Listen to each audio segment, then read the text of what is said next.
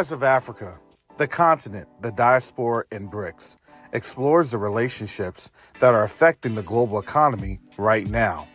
This book explores the relationships of the African diaspora's influence on the African continent and why this is important in stabilizing relationships with an understanding of how BRICS impacts the future, good or bad. You can order your copy of The Rise of Africa today on Amazon.com.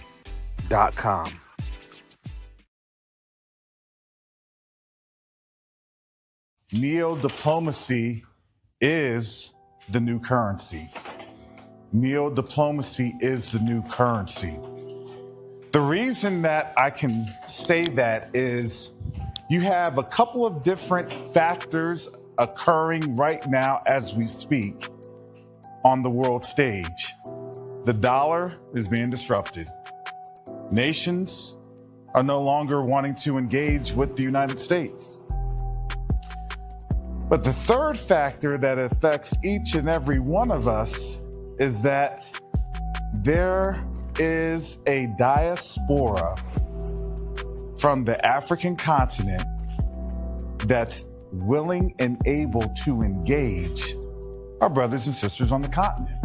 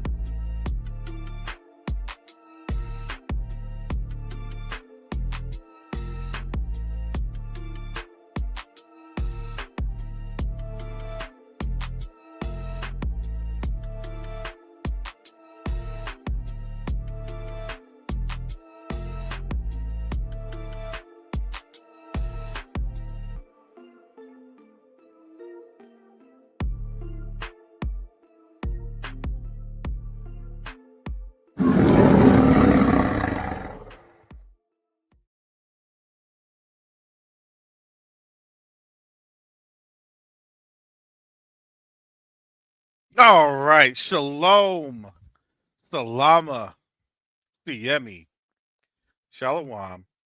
Greetings to all my Israelite brothers and sisters from around the world, whether you're the bloodline of Abraham, Isaac, and Jacob, the house of Israel, or you're a Gentile grafted into the house under the blood of Yahushua HaMashiach.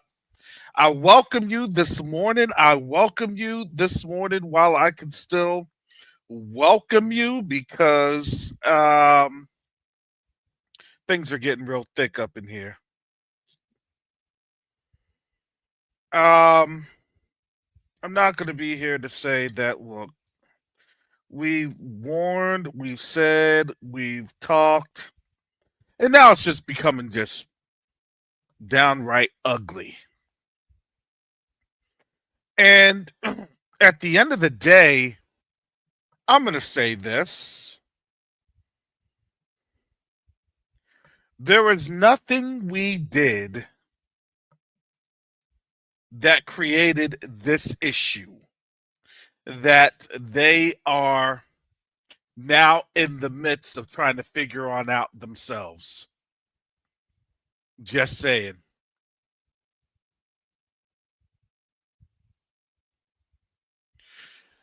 They're now in a tremendous world of hurt. And it's very interesting to see just how much of the world of hurt that they're in, because the reality is that as we've explained to them the situations of what was going on,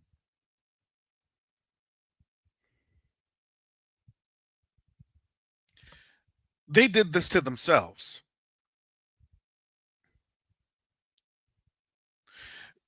Again, I go back to Jeremiah 50 and 20.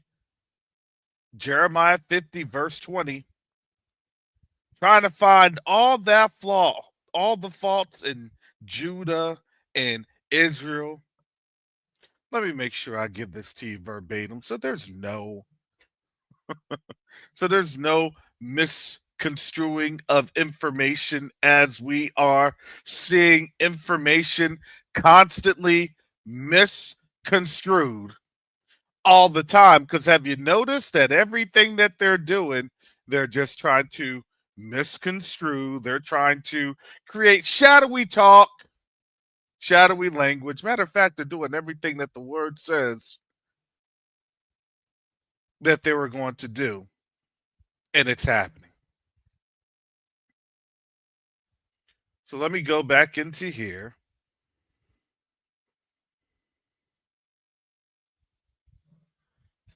Jeremiah 50 and 20, go all the way down. In those days and in that time, saith Yahuwah, the iniquity of Israel shall be sought for, and there shall be none. And the sins of Judah, they shall not be found, for I will pardon them whom I reserve. If you've noticed, we're receiving a pardon of sorts. However, in the pardoning,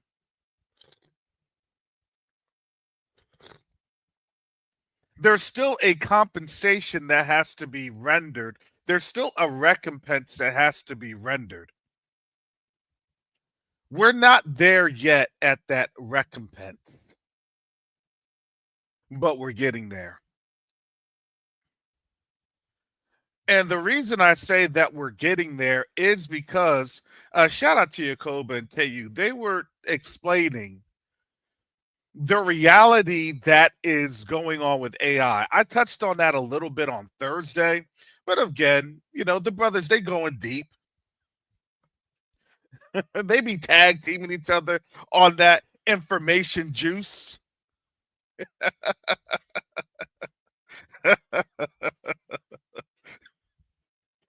They be coming through like what I'm trying to remember the tag team duo with Booker T back in the day on WWF.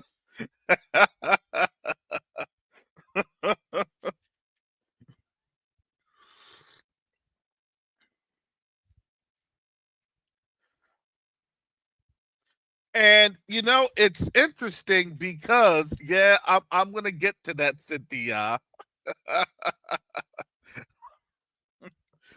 Oh,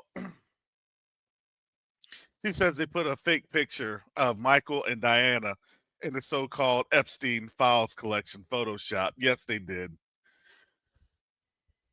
Because why? Because again, that is their MO. Again, that's what we're seeing. That's scripture. That's what we're showing.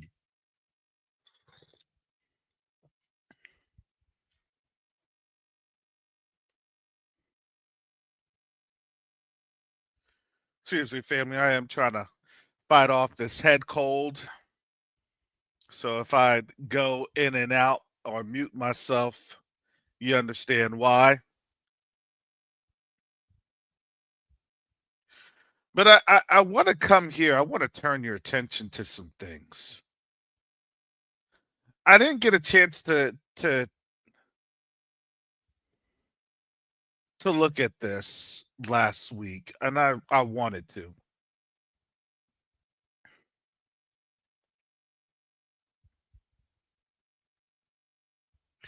So this is the consumer price index. It says for all urban consumers, the CPIU.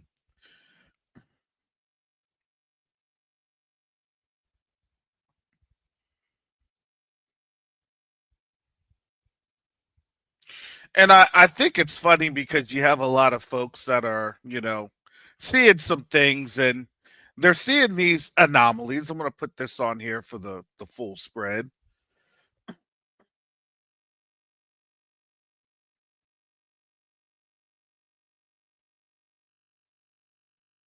And you can see they're trying to say, well, the inflation's only, at this top number here. They want to say we're only sitting at about 2.7. between 2.5 to 3.5, right? They want to say that that's the range. Just statistically speaking, that range is about, the mean in there is 2.7. That's the statistical range. But the problem is you have numbers that are not there. You have numbers that are not accounted for. Relative importance. These dashes means the data's not there. And when the data's not there, it's inconclusive. And when it's inconclusive, it means that how bad it is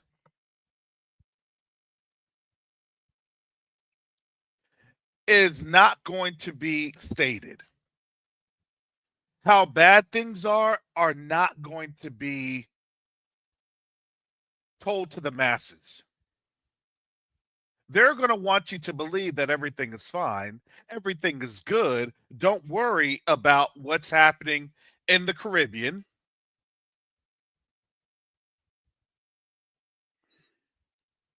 Oh, it's just a little thing here and there. Don't worry. Because I'm going to tell you that realistically, excuse me,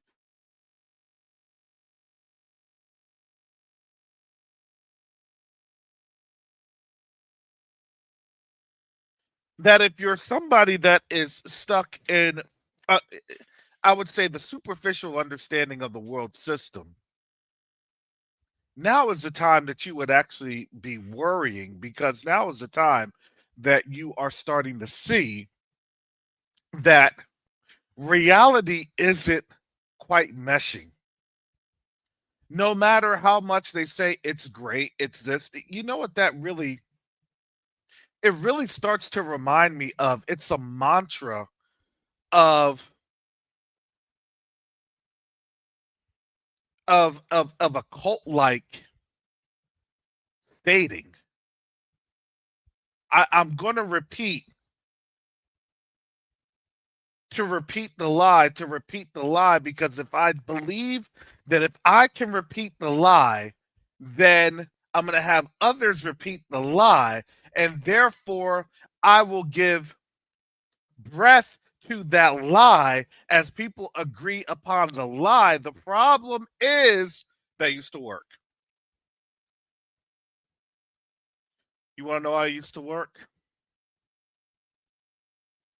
Because the only people that would be able to give breath to their lies,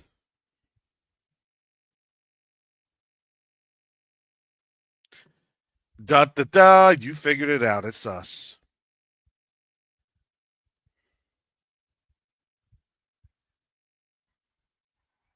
What do you mean, Brother Karras? They knew who they were coming after. They knew who was the Golden Cup.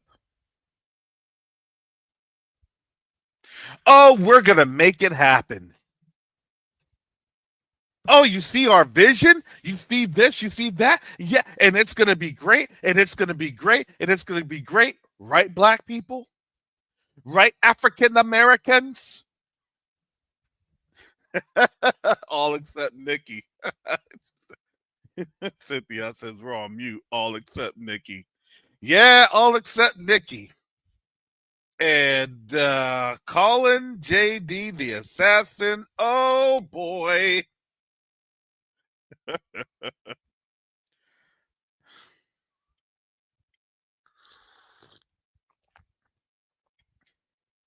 Somebody said the quiet part out loud.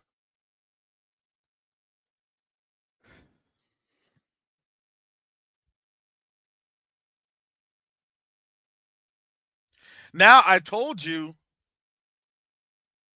and I've been saying this, we're a liability in their world.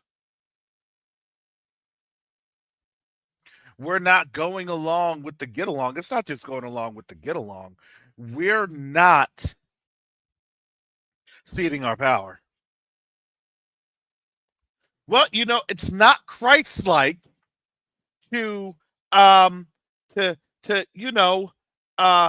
do things and not do this and not do that. It's not Christ-like to go against your masters. Oh yeah, pretty soon they're going to start saying that.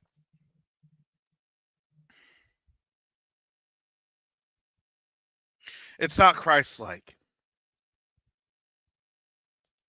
to speak out and say things.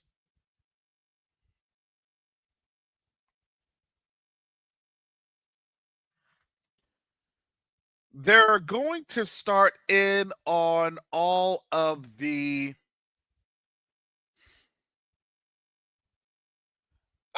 say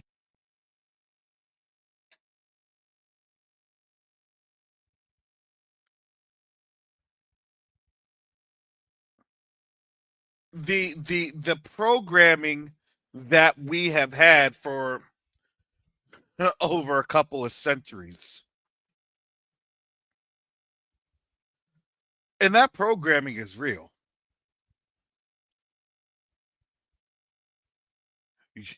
And I'm not going to be surprised when they say this. If you don't go along with the program, that is that's your salvation. Oh, it's going to start coming. If you don't agree with this, it's your salvation. If you don't react to this, it's your salvation. If you don't lay down and obey, then that's your salvation. What? You're not a follower of Jesus if you aren't obeying this. Are we supposed to speak up against unrighteousness? Um, no. You're not a follower of Jesus. And I'm and family. I wish that this was.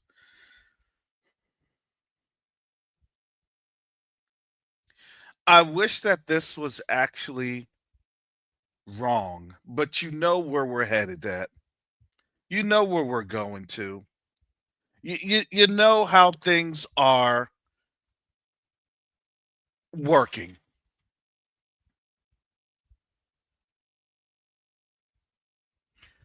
And it's not to cause any type of dissent or radicalization. Nobody's being radicalized over here. But I want everyone to think about what games we have gone through and endured over the last 500 years and more, and then some. This is way before. I laugh because I love to um to read history and see history. People world travel to see the sights and everything else. Oh man, I want to go to Spain. I want to go to Portugal. I want to go to Rome to what? To see statues and things of that nature. Okay, cool. I'm not about that. I do like to go to see museums. I do like to go to see what they hide and how they try to hide things. I do like to see expositions of what they are trying to do to escape judgment. That's something I want to see.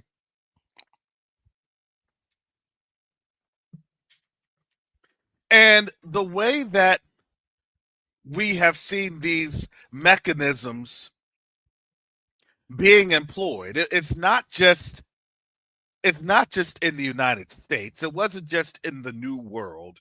This was in Europe.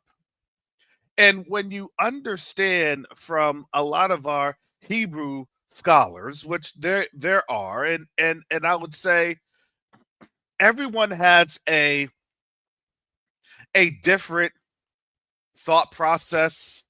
Everybody has a different idea of where the land is, and I get it. I certainly get it. And I would say this, the because the reality is that in scholarship, I've never seen Indiana Jones just use the internet to see the 3D room where it was 3D captured from a point of view of some sort of Oculus type fashion to where you can look over and through and there's the drone and dun da da da da da, da and have some dramatic fashion somebody in their living room going Indiana Jones. That doesn't work. The reality that is that when you're understanding historical scholarship, you have to be on the ground.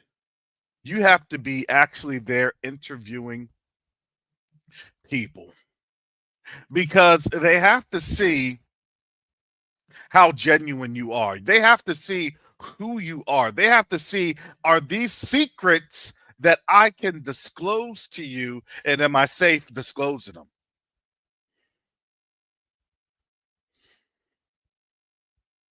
Look, I'm in the midst of completing my dissertation and my interviews. And one of the things that I tell people is anonymity. Anonymity. Why? Because that's important. Because you're thinking that somebody can just ask a question and you're going to get answers. Look, even me coming on almost every day in the weekend, Monday through Thursday at least, and sometimes Friday on the Q2A channel. There are security concerns, and I go through them. I had that a while ago. I had people, doing all sorts of things, saying all sorts of bogus. And you know what? I'm not going to lie to you. That used to get to me. I had been phased. I was phased when they were saying stuff about my family and this and that. I had been phased. It's like, oh, I said, Father, I don't know. But the funny thing is, the Most High said, look, I haven't given you a spirit of fear. And I said, oh, thank you, Father.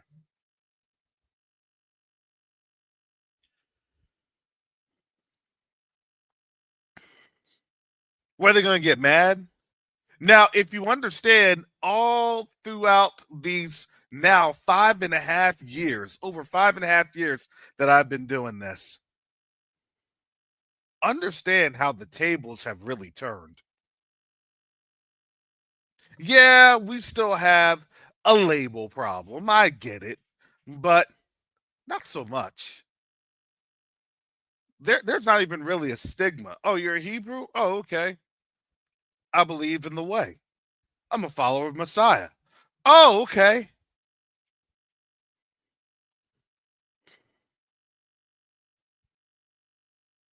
5 years ago, that was crazy. You're a follower of Messiah.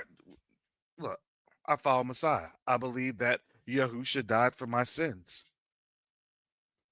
I believe that Yahusha died because we were going into this captivity and we needed to have instructions on how to survive this captivity, on how to walk in humility, and how to be a light amongst the nations that we would be driven to. So after our captivity ends, then we have a platform to then rebuild the kingdom for our Messiah to return. That's how that goes. That's at least how I articulate things. Well, what about the rapture? Well, what about it? Well, what about this? What about it? What about the third temple? What about it? That's not what I believe. Not in the Eurocentric, heliocentric concept. Because when you look at everything that they've stated, well, the problem is, as Brother Dante has stated this years ago, you only have about less than 70 references, I believe, of European origin, while the other over 2,000 is clearly in Africa. That's why they don't even like to include Jasher and Enoch or Jubilees, because there are animals, there's ecology that's not found in Europe. Europe is different. Trust me, I know. I've been to both. My eyes can see. I can differentiate, which is why they don't want you to see the continent. Oh, you don't want to be around those Africans. They don't like you, right? That's what they always say. They don't like it. And then it's like, no. Now, the reality is that this is the first time ever that the world isn't really buying the game of the West.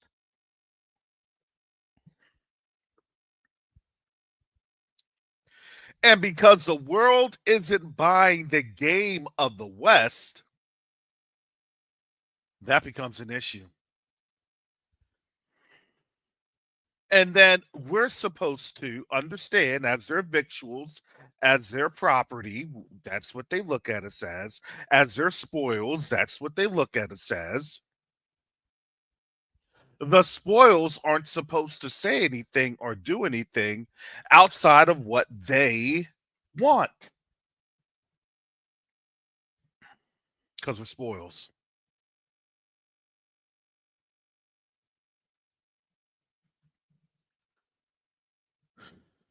I pray that this makes sense.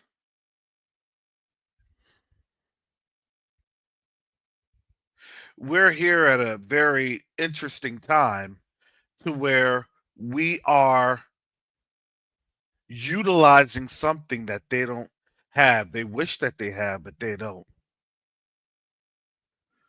We're utilizing our relationships with our brothers and sisters on the continent.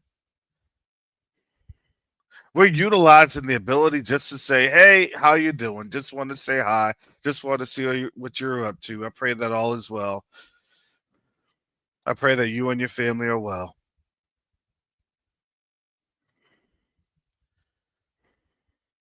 There's a bona fide compassion that we have.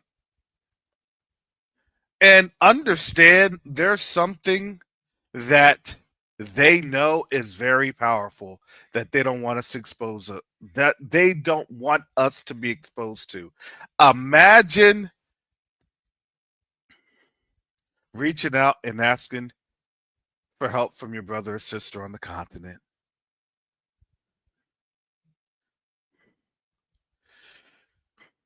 I don't know what you're doing, I don't know how you're doing, but I know I need your help.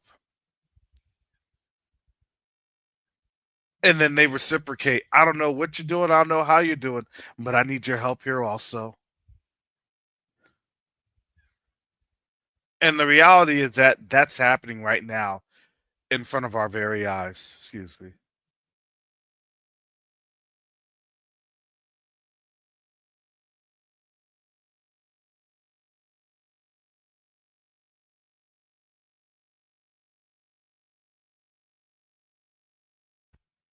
Now, the reality is we get mad because they're not going to blatantly ask for our help.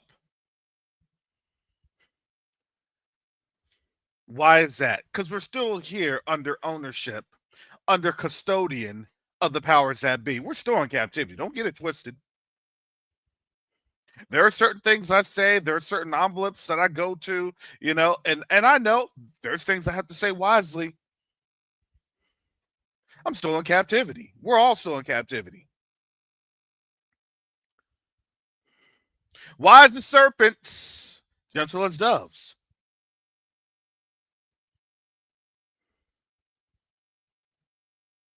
And the reality is that all we can do is just see their world crumbling. It's falling apart. Now they're going to say, no, everything is good. Just look at these numbers. Everything's good. But then we have a shutdown. And now, in what, less than 6 weeks, we have another shutdown.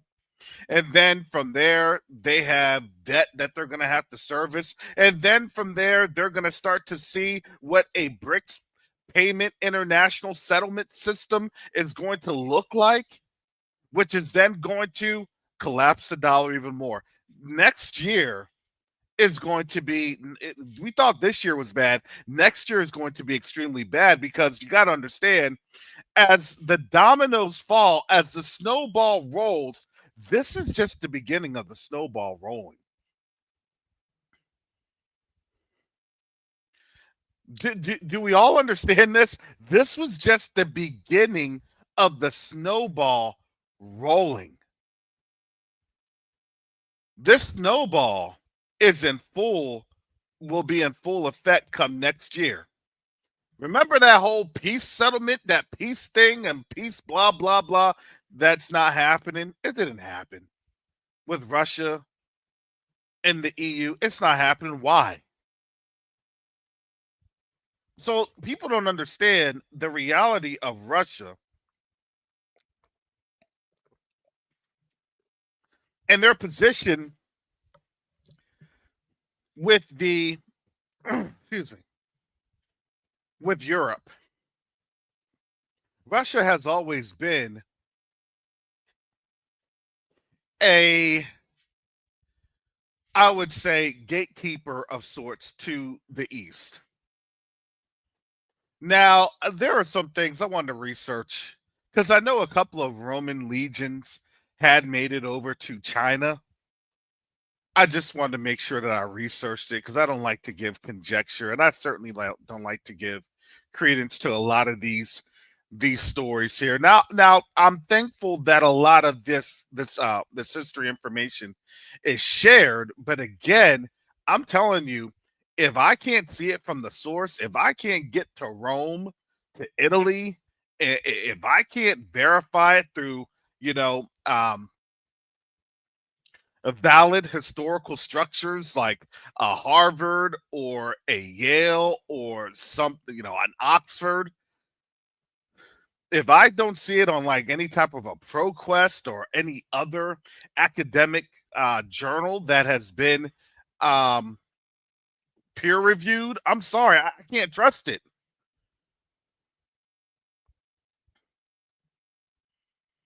I can't trust these sources now because you now have AI.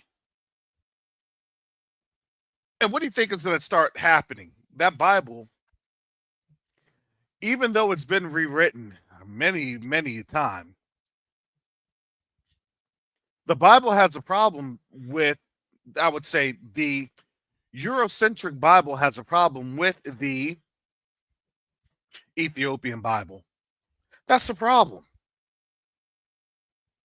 China has their own Bible. Oh, yeah. Remember that? Like 10 years ago, China had their own Bible. China's getting ready. They know how this thing is going to go as they spiritually retool and refit in this artist syncretism.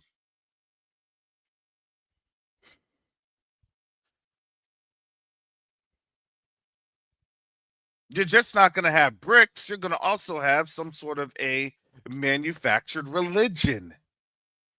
Hey, well, you know what? We've done this, we've done that, and that's what Gates of Holder was alluding to yesterday. Shout out to Gates of Holder.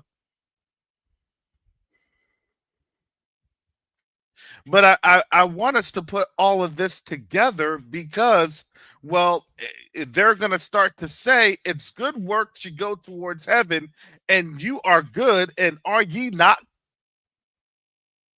lowercase g's, are you not gods? So, in order to be God like, In order to be the perfect version of yourself, that would be the highest dietetical order. And then this is what they're also going to do. I kid you not. They'll have conditions. Part of being a god is that you have to know and feel everything that everybody knows and feels. And that's where you are introduced to the beast system. That's going to be the AI system. Because why? Because they're going to be given over to their vanity. They're going to be given over to their strong delusions. It was easy. Did you see how easy that was with the lowercase, the lollipop?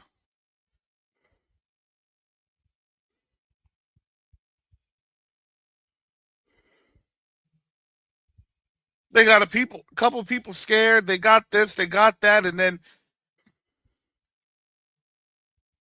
they're giving away a dozen donuts from your Krispy Kreme.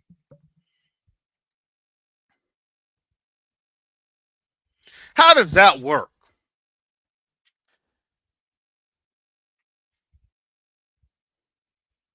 That's the most vile and disgusting thing I've ever seen. Your life is only worth a dozen donuts.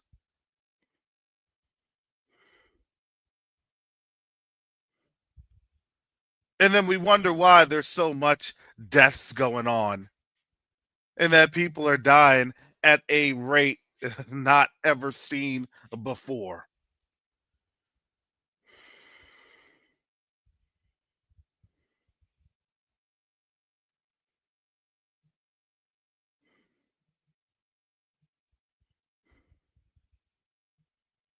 And we think that this is just something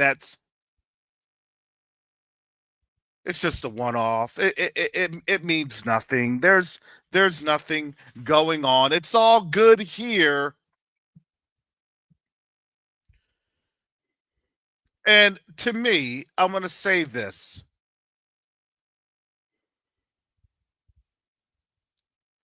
Right now, we're in the midst of the biggest psychological operation in human history. And I say that in human history.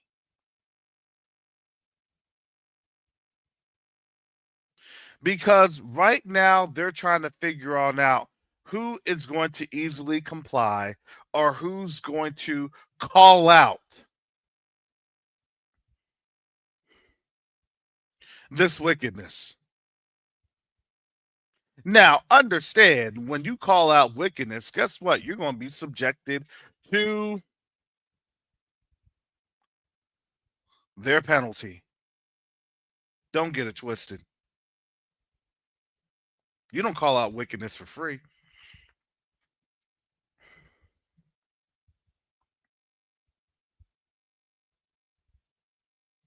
No, it's going to be a cost. What will it cost you to live righteously?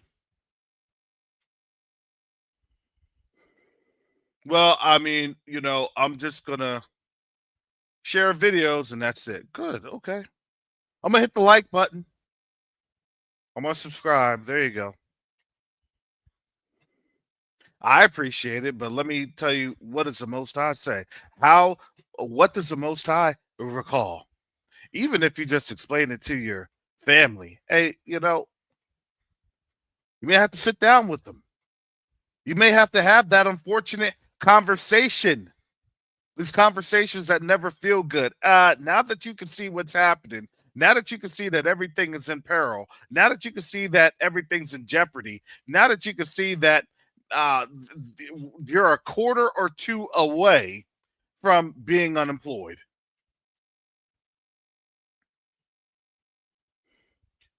You're a ledger, a balance sheet away. You're a programming machine language learning uh, uh, uh, algorithm away from your job not being there.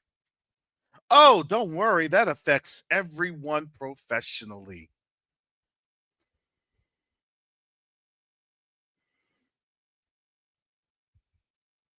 Oh, I guarantee in 2026, number one, I believe they're going to try to roll out UBI. And they'll say it'd be greatest cost saving measures and blah, blah, blah for whatever, blah, blah, blah. Part of UBI is then you have to eat their foods that will end up limiting your lifespan. Let's just call it what it is. It'll be a lifespan limitation.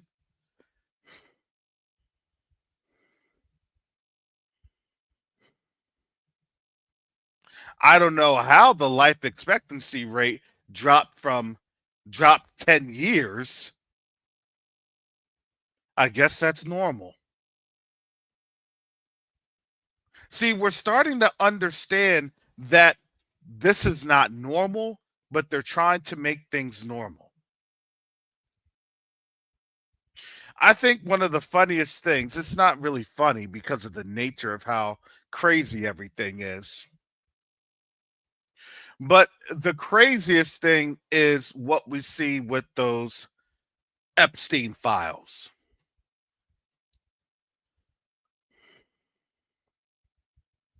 And yes, the Epstein files, in terms of how we start to take a look at these big redactions.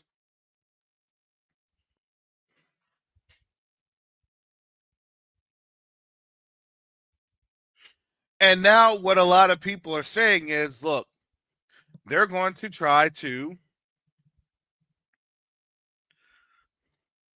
go after the attorney general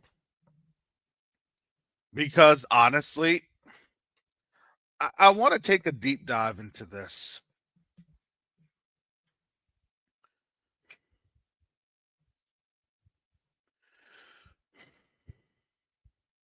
Before we get started, I want to take a deep dive into this.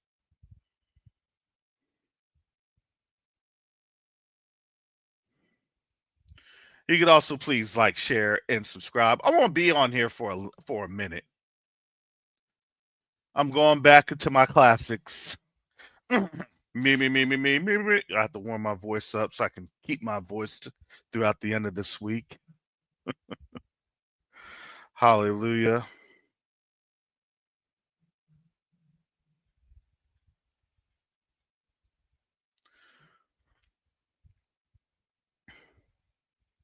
All right. So this is Pam Bondi hit with impeachment threat over Epstein files failure. And this is a story by Adam Downer a couple days ago.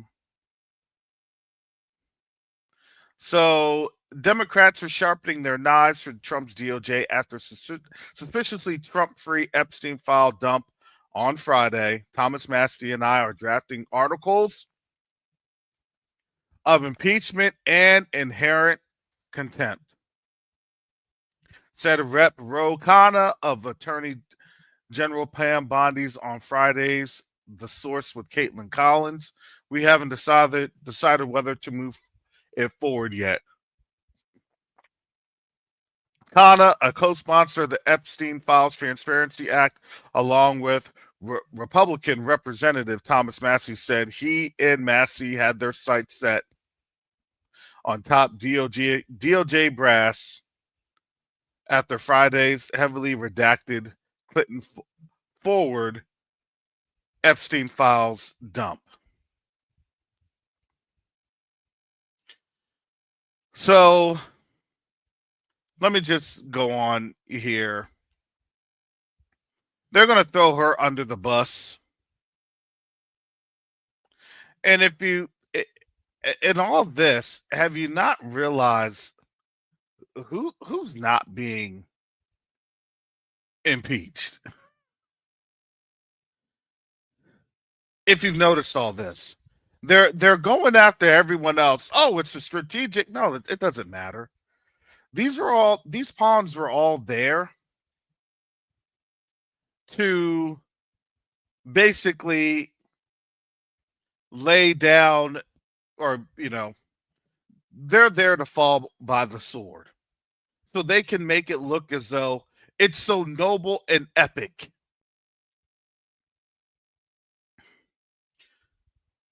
This is how white supremacy works. This is how scapegoating works.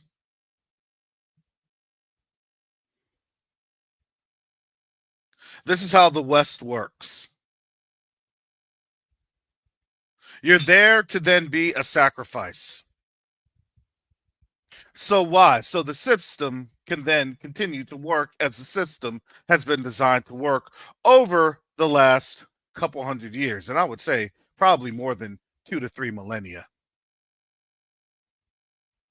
This is how Babylon works. And now we're finally finding out how Babylon works in the midst of our captivity. Wow. You want to know why we're finding out how Babylon works in the midst of our captivity? I want you to watch the movie Him. Yeah, there are some scenes in there, but I want you to pay very close attention.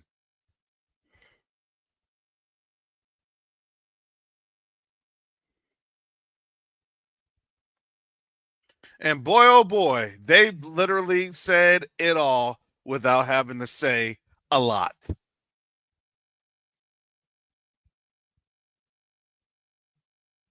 And the reality is that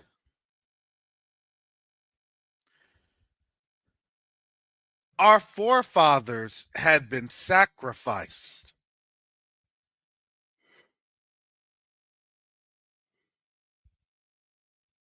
So whenever we're taking these oaths, whenever we're saying yes to something, whenever we're doing this or that, those oaths come with blood.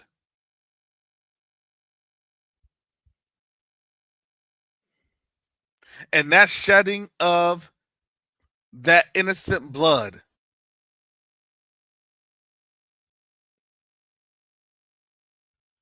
what they always try to say is, well, why don't you turn around?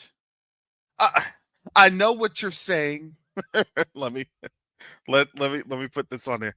I know what you're saying. I can't change that. I can't change what happens. I can't do this. But don't you think it's better? No, you think it's better. Don't you feel? No, that's how you feel. Wouldn't you agree? I know I don't agree with that.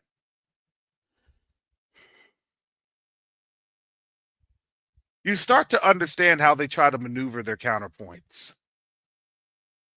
Because then they try to get you to get into agreement with wickedness.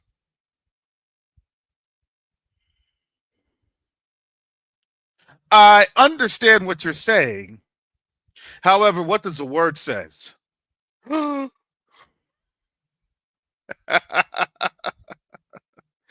understand how you're feeling, but what does these scriptures say?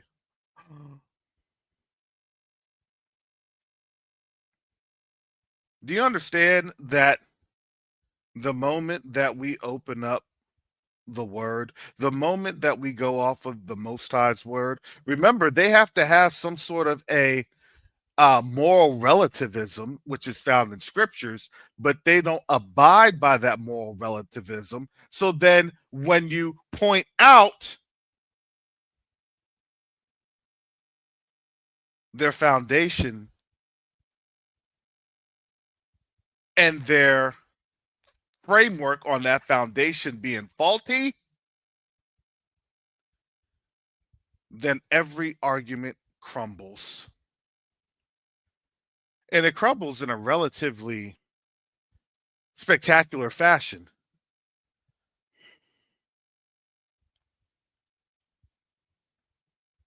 Is this not the same thing Yahusha did? And that's why they hated him.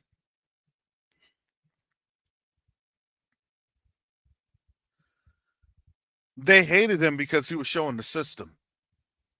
They hated him because he was exposing the God of this earth.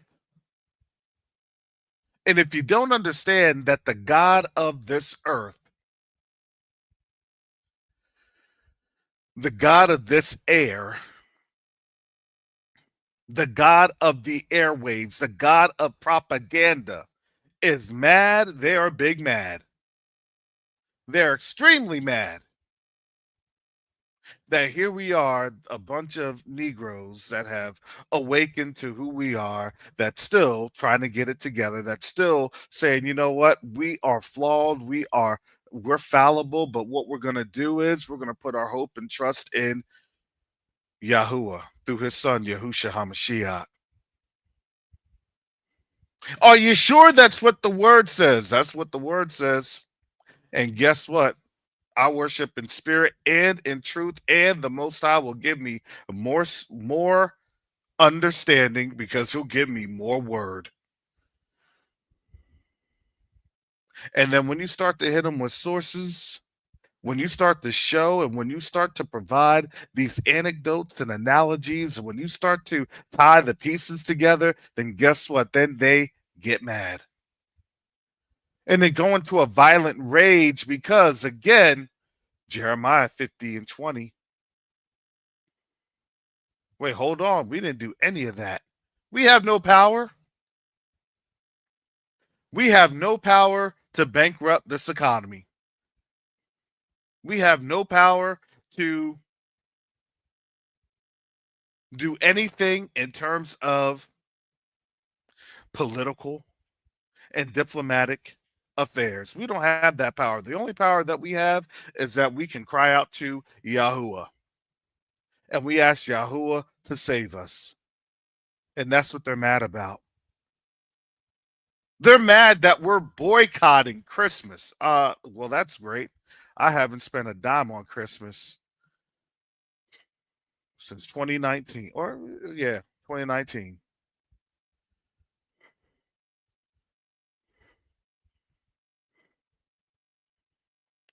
Because when you understand that this is their season to try to recharge and rebuild based off of who? Based off of us.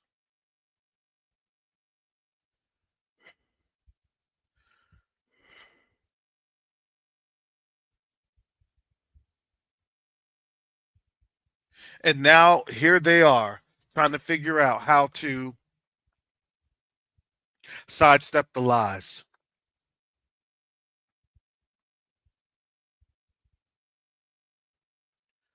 Well, we're taking back our oil that has, the contracts and yada, yada, yada. And I get all that. The problem is,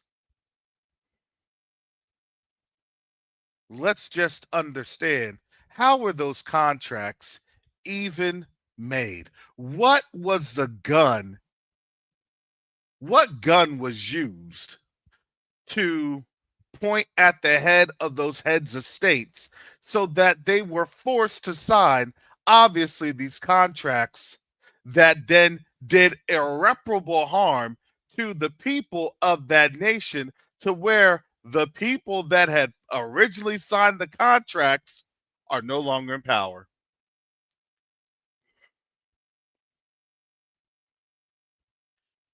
I mean, let's put on our thinking caps.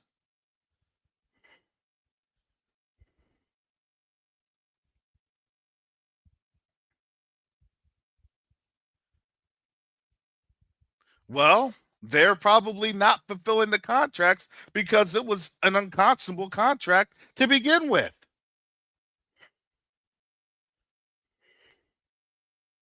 And now you're starting to see the diplomacy, and now you're starting to see all of these different things going here, there, and everywhere.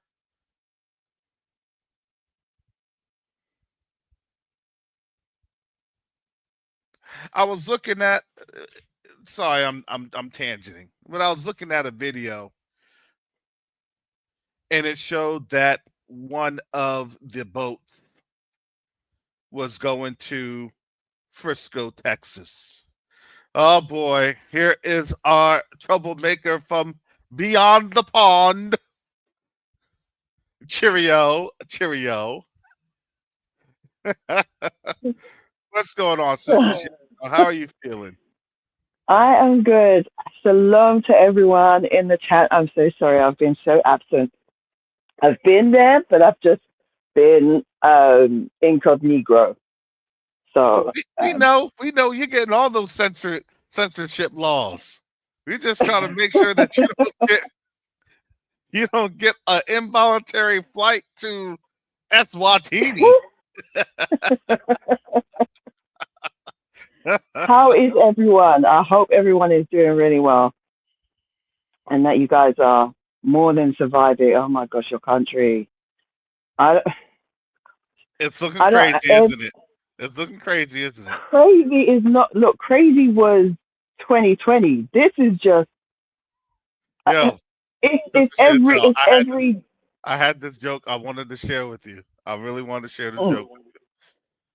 Why does the White House have a Captain Jack Sparrow in it?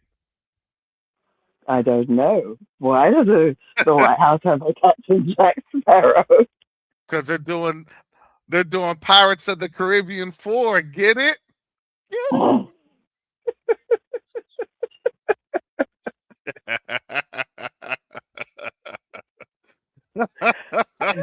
uh, Pete Hegseth So, as Commodore Barnacles.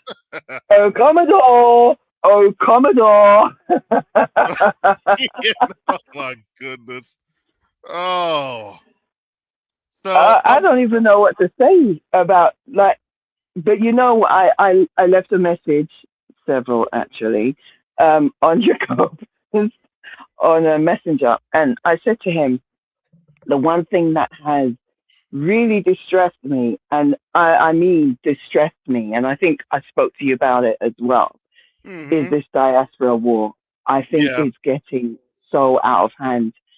And I know that it's agents, as Jacoba has said as well, it's agents. And we saw them, it's almost like there is a spiritual, it happens within the spiritual realm. And when I Uh-huh. say spiritual, I mean within us, and then it manifests itself into everywhere else, into the secular realm. Because we know we had our little agents and, so on and so forth. And now we're seeing what we're seeing in the secular world. And it's like, I'm not going to lie. I'm, I'm close to tears. I really am, because to see our people so disjointed, it really, it, I, it hurts. I'm not gonna But lie, it hurts. It but why absolutely but hurts why are they causing this disjointment and this derision? And because I would argue, it's their end. yeah, it's their end, and you got to remember, you're now at a cusp and a point of time in Africa that Africa is literally, and I'm going to say a continent basically as a whole, they're now taking off colonialism. And I don't care when people Mm, said, "Oh, well, it's neo-colonialism and all this other stuff." Being colonized is being colonized. It honestly it mm, took Traore, Goita, and Assimi on up there to let folks know that's the hell nation. Y'all are still being colonized.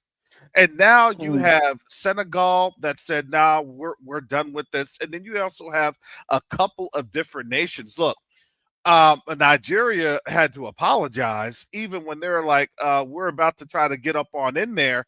That was coup alert. Nigeria was on coup alert. mm, They assisted the French because that's what happens. They assisted the French and Benin because if you had a Sahel access, a Sahel corridor that was strictly to the sea,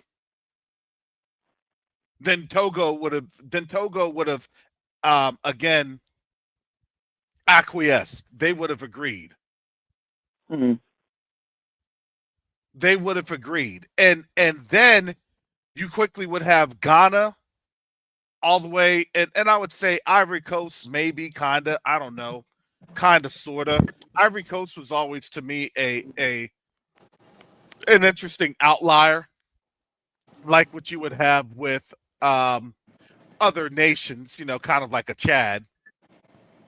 Mm. But to be quite honest, if you started to lose the traditional coastal ports, and those coastal ports then became an outlet for the Sahel nations, well, then guess what?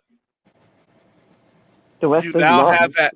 Yep, you now have access to the other African continent because you want to know why? Because you don't have a road connection system. You don't have road connection infrastructure, and you are able Mm. to go there through maritime traffic routes, i.e., the Mm-hmm. water. Mm-hmm. And to be quite honest, the French don't have it in them. Europe doesn't have it in them, and the U.S. doesn't have it in them to be able to have another blockade and then to prevent, right, um, freedom of navigation movements, because now they're, Colonialism is expensive.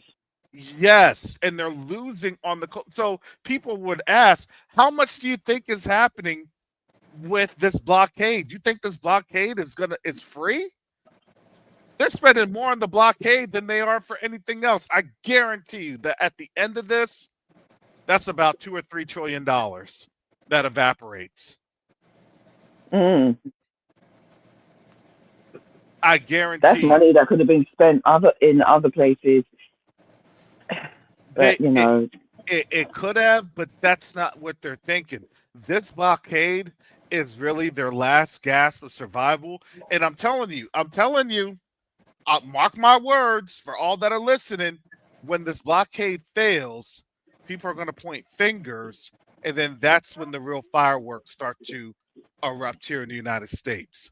That's what I believe mm, 2026 is going to be very dangerous, because then that's when we will rapidly cross that $40 trillion threshold, and then that's literally when states will declare their their trigger to get up on out of here. You are not going to be able to maintain a nation with that amount of debt. You can't. It's physically impossible, and somebody's going to have to service that debt. And when that debt gets serviced, I, Minister Rick, how you doing?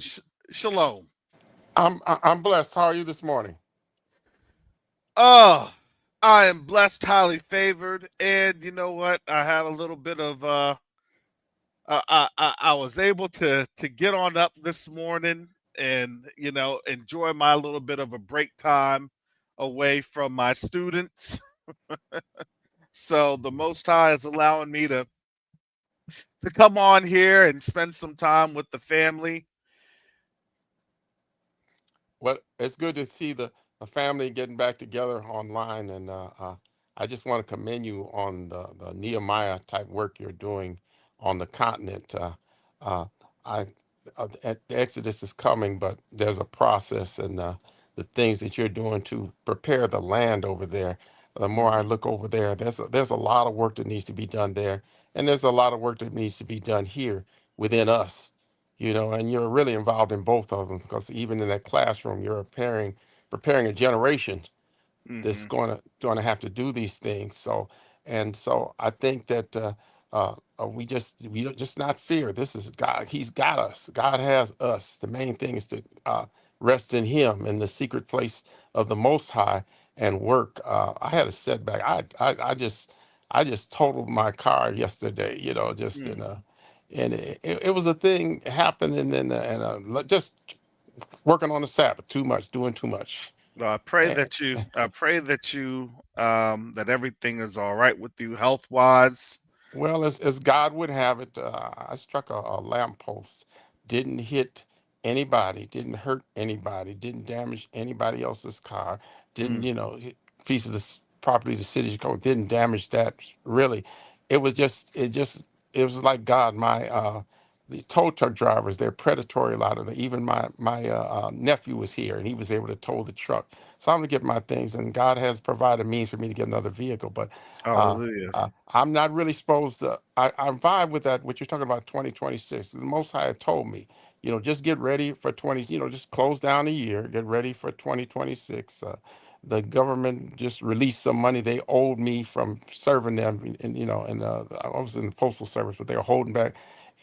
I'm good, but Hmm. he's just letting you know we have to do it his way, on his time and his means. I think you said something in a message yesterday that we are his. Uh, we're not to do. We're to be his service, not to do his job, and that's basically what I wanted to talk about. Yeah, look, servant minded, being servant minded, it's tough. It's difficult. Nobody's saying that that's an easy job. Please, family, it is not an easy job. But I do want you to know that the Most High, He is moving in a mighty way.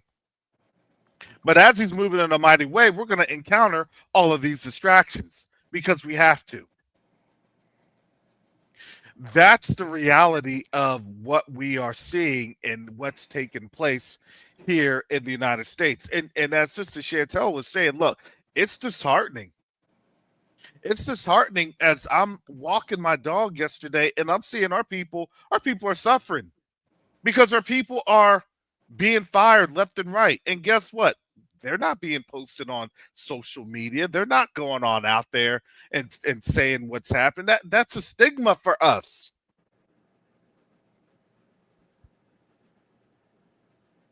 Nobody goes on in there, normal person. Don't go on out there and be like, I just got fired. No, because why? Because if they're posting that, then guess what? They have to reconcile that with their family. It's not I just got fired. It's okay. I'm on out here beating the trail. Hey, our budget's going to be looking a little tight for these next couple of weeks. You know, I'm going through a transition. That's what you say to your family. I've had that a couple when I was married, but that time the economy was a lot stronger, and the most that I was out of work, quote unquote, was not even a month. Not even a month. Right now, you have people out of work with their families for months, years. You have people that have had these professional careers and they're not there anymore. So the reality is that relationship, and we had started in on this literally earlier this year. It's kingdom building, but it was actually before that when Sister Shara and I had hosted the Art of Diplomacy.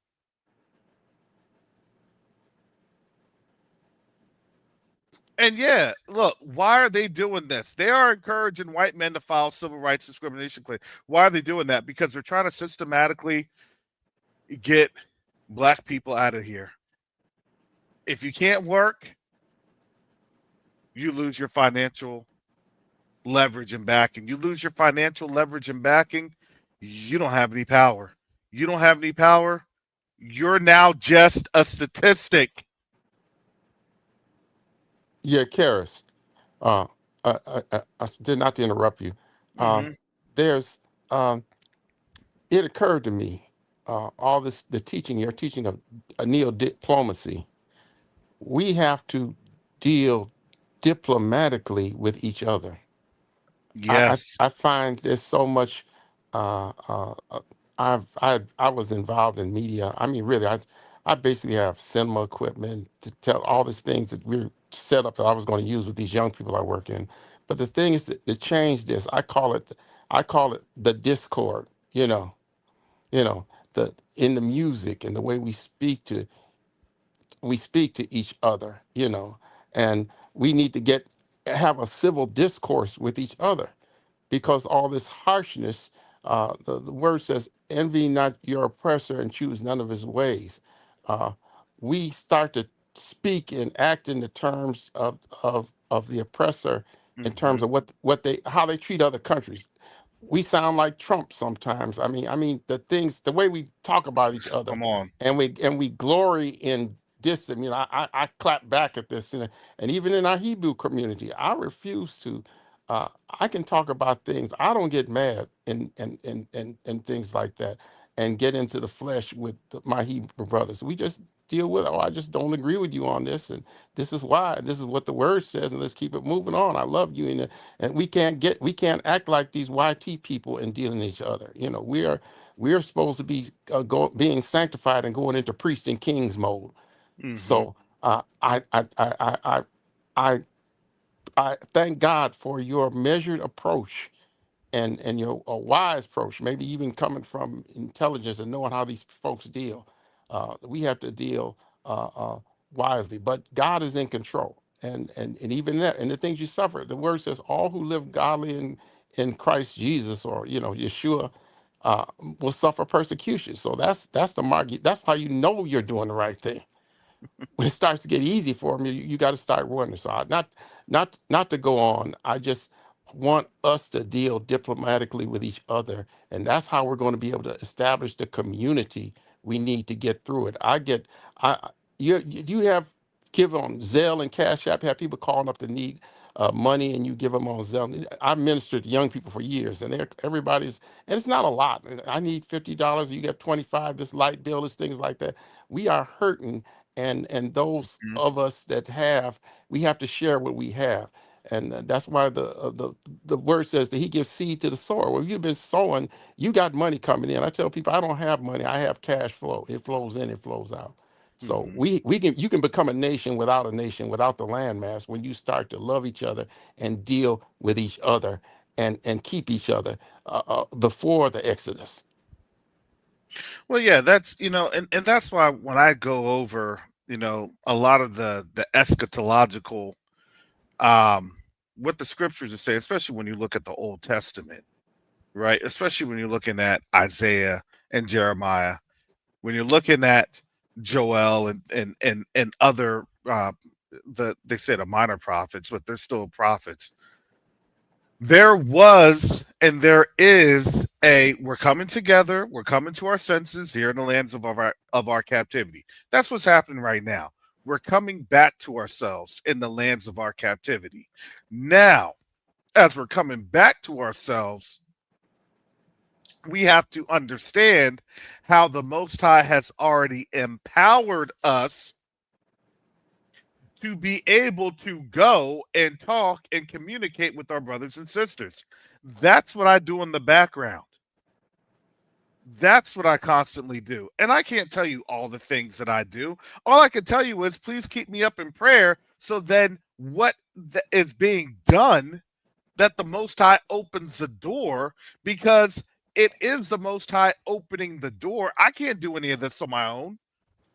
There's a thing I'm going through right now. I can't tell you all the details. Why? So the enemy can derail it? No. I've gone through that plenty of times. I've been there. I've done that on the ride. This is now the most pivotal and dangerous time of this ride. And all I ask is for people to pray. Pray that these doors are open. Pray that what this thing is, it manifests, and that the Most High opens this door, because, again, we can't show everything. I would like to. I like to show everything. I like to be as transparent as I can with our people. I love to show praise reports. I love to show testimonies, because that's the trials. Those are the victories. Those are the testimonies. That's the praise cycle. You don't have a praise cycle when you're just in a trial continuously, continuously, continuously, That's not a trial anymore. That's now you just got stuck in a loop. And whatever loop you got stuck in, that was a loop of some flesh or some sort of difficulty. And here's the thing, I don't know.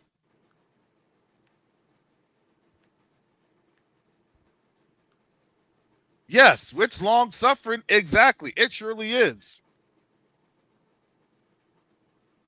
But at the same time, what the Most High does, he does give us victories from the smallest of the small to the biggest of the big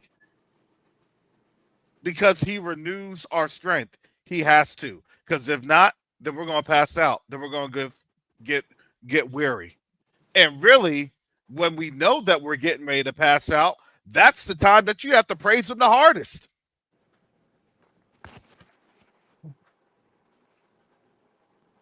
Because if you don't and then you give into your flesh, then that's the end. And a lot of people, they spell the end with their own demise. Or they just go into and they just deviate into wickedness. Man, forget it. I'm going to do the quick way. I'm going to do the shortcut. That's wickedness. And y'all don't think that I could go the wicked way or do a shortcut, man? Please. That But you your have to flesh. I yes, was go just ahead. sorry. Your none of our flesh is on the Most High side, Mm-mm. and and the Most High is omnipresent. While we're in this realm, our flesh is omnipresent. So Mm-hmm. we have to crucify that flesh, and we have to understand that's why you have to stay out of that. The word says it. Hey, the the flesh is enmity against the spirit, and that Mm-hmm. you cannot do what you want. You can't do what you feel like. Your want to got to be separate from your feel like. I don't feel like serving God, but I want to, which comes out of your spirit, which is a renewed spirit with God. But two out of three. Now, when we fully redeemed, then the flesh gets on board. So what we have to do is just serve Him. If half of it is crucified, and that's a painful process, but Mm-hmm. half of it, but then we can serve Him. So that's how we spot people that are not, they're either not ready or they're not on board. When you see the works of the flesh coming out of people, some of them they have to go in, and God has to burn that thing off of us. That's what He has to do. And but the people, the closer you get to God, the more humble you sound. That's how you Mm-hmm. sound, because because the closer you get to Him, the bigger He is and the smaller you are. Mm-hmm. So just the Ezekiel, real quick, Ezekiel 36, it talks about, old mountains of Israel. I think about your work. You will shoot forth your branches. You are being prepared for the people, things like that. The God is preparing the mountains of Israel for our return. But also in the same scripture, He says the Gentiles will know that the time has come when He sanctifies Himself in us.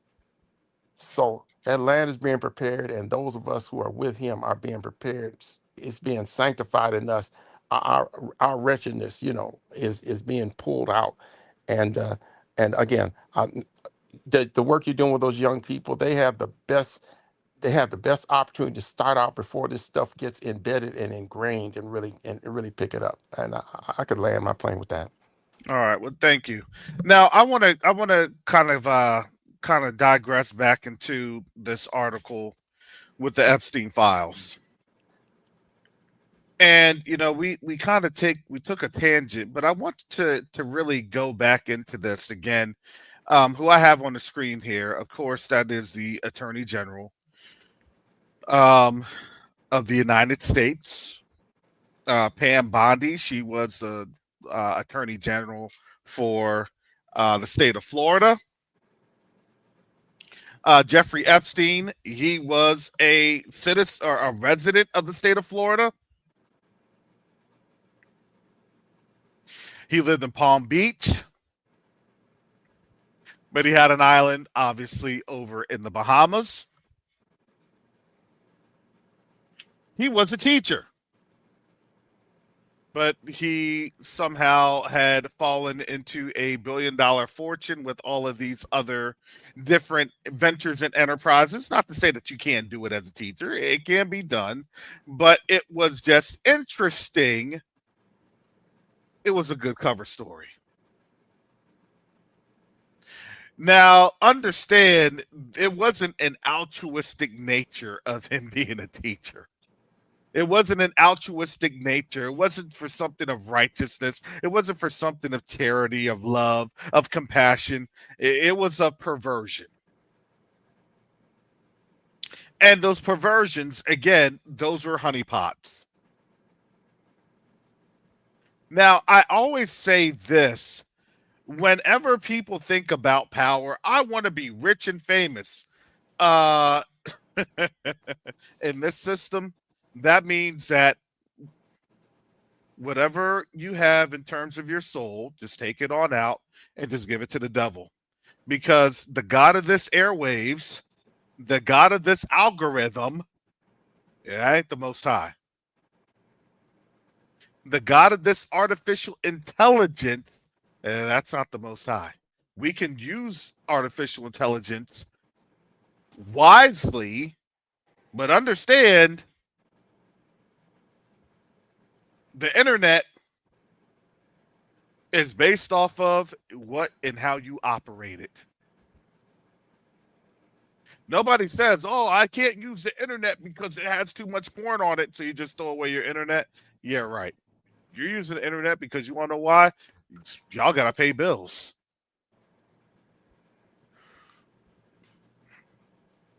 Most of y'all using the internet because why? Because y'all gotta check emails. Y'all gotta log in for work. So you can't say that you're not going to use the internet. You are. Now, are those things wicked? No. They're being done for a righteous mean because righteously you have to work. Righteously you have to pay bills. Righteously you have to be able to make sure that you have lights on, that you can cook. Those are the things. Now, of course, our people, generally speaking, we do take things to extremes. Okay, I get it. But I want us to understand as I relate back to this story, you're now in the biggest psychological psyop because they're going to try to figure on out how much wicked can you take? Because the reality is this: if you don't say anything to the wicked or you don't stand up to wickedness, then guess what? You will be judged. And when you are a nation that is judged, let's just put this into comparison. You will ultimately pay the price for your wickedness. Now, I look at it like this. Remember, when people talk about reparations, I've explained this and I've explained this in depth. Nobody's going to get a reparations check right away. Your form of reparations may be that you get shipped back to the continent.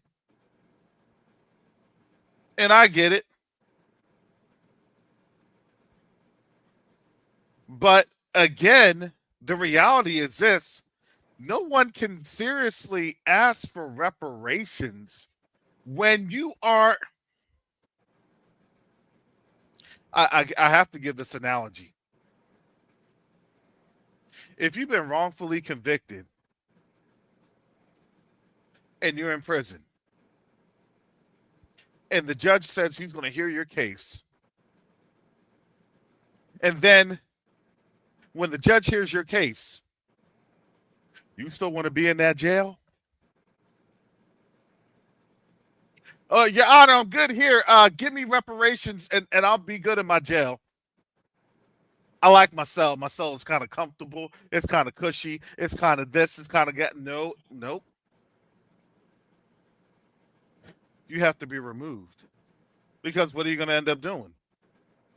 You're going to give your money right back to the same system that wrongfully convicted you. Hence, you're asking for reparations, and it makes no sense. You're going to spend reparations on commissary. Exactly. Exactly. Or some more slippers and socks. Thicker socks. This is the winter time. They have to restore you to your original position. When they restore or repair you, and the original condition would be being sent back to where we were brought from, but with the fun, which is how we left Egypt. But Mm-hmm.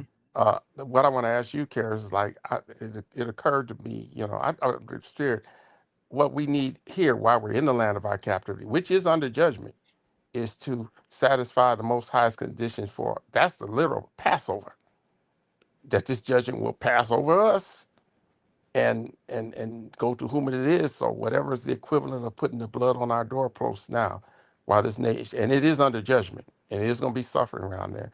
We need that until, in fact, we're able to leave with Pharaoh's riches. Well, think about this, brother, Minister Rick. Think about this. What are our people doing right now? Have you Standing noticed down. what? Yeah, have you noticed what our people are doing?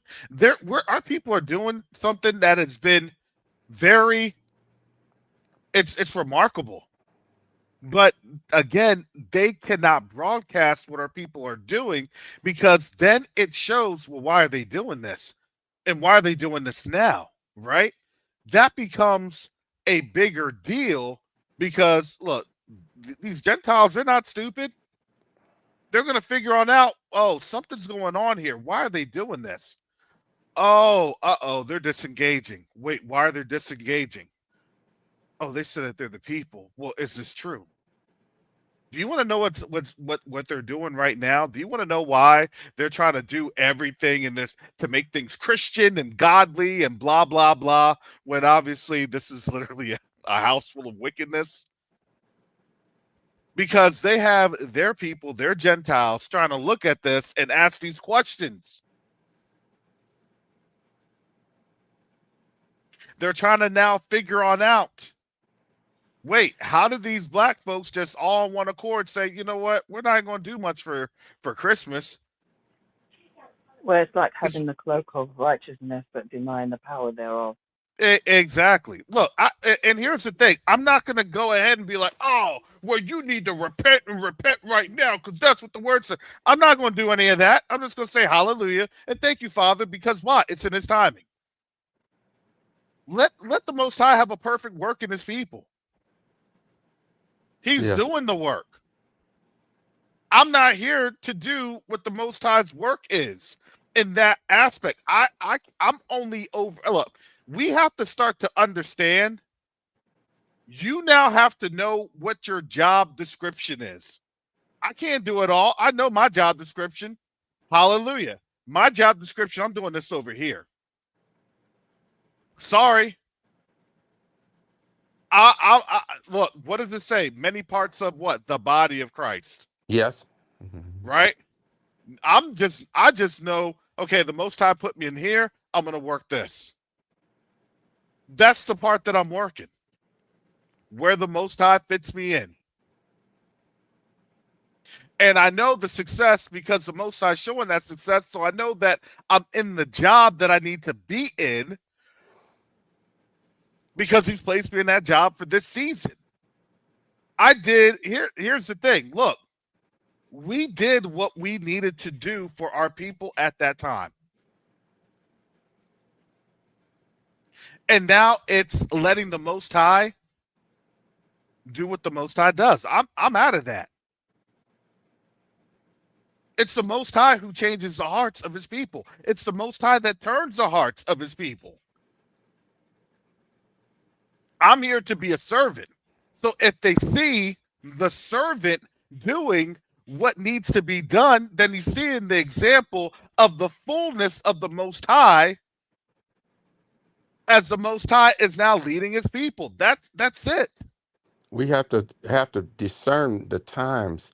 I find that a lot of people, some people, I'm a boomer generation, and a lot of us, they say, have us taking a lot of heat, and I found that I don't believe in blame, shame, or defame any generation. Like Steve Wonder said, everybody got a thing, but some don't know how to handle it. There was nobody was getting anything done before 2019. I really believe that 400-year prophecy. That was a time when no one could lift up their head, and No. a lot of that time we wanted to try to make it work for Babylon. We were trying to fix Babylon, and we were trying to do all these things, and that was all for naught. But we've all Mm-hmm. come to the time. There's a paradigm shift. So what we do from henceforth is a different thing in the change, and every generation. Now, right now, I'm like with your classroom with those young people, just getting that. I'm an elder now. I'm not trying to get, it's not about me. It's a, what can I give to the next generation and wisdom, monies, things like that. And how can I get all these resources he had me accumulate, work for him. I want I want the exodus in our minds. And as you said, the internet and all these resources, we need to use these to the fullest. And I'm very much in the on deck circle on a lot of these things. I have to remake that, but we have to get this out to our people. Use these things to get, even as the holy, even as the Ruach Hakodesh is changing us.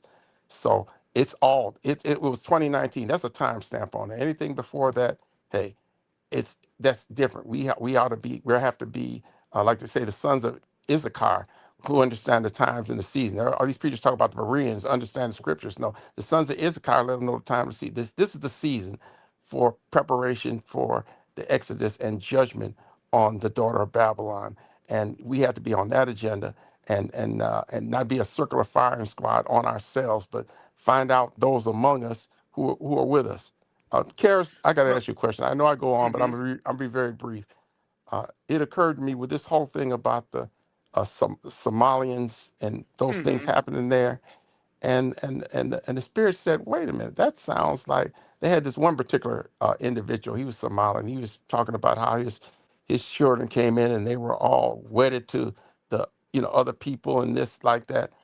He said, "This is." I said, "So this is what Black Esau looks like." In the Hebrew community, they were arguing over Esau, whether is he black or well, he's all that. And we know through Zepho he amalgamated into Europe and the Romans and all that and stuff like that. But that's some Esau stuff. A lot of that, didn't want to be Esau. Unlike his brother Jacob, he didn't want to marry into the family. He wanted to go out and be in all the world and be in everything else like that. So I think that whole row over the Somalians and stuff, that these differences that he's trying to make. One, they're trying to make it against the two sticks coming together. And mm-hmm. two, there's some Esau agents operating on the continent and here. Well, yeah, I mean, obviously, you have that. So it's not to say that you don't have it, you have it.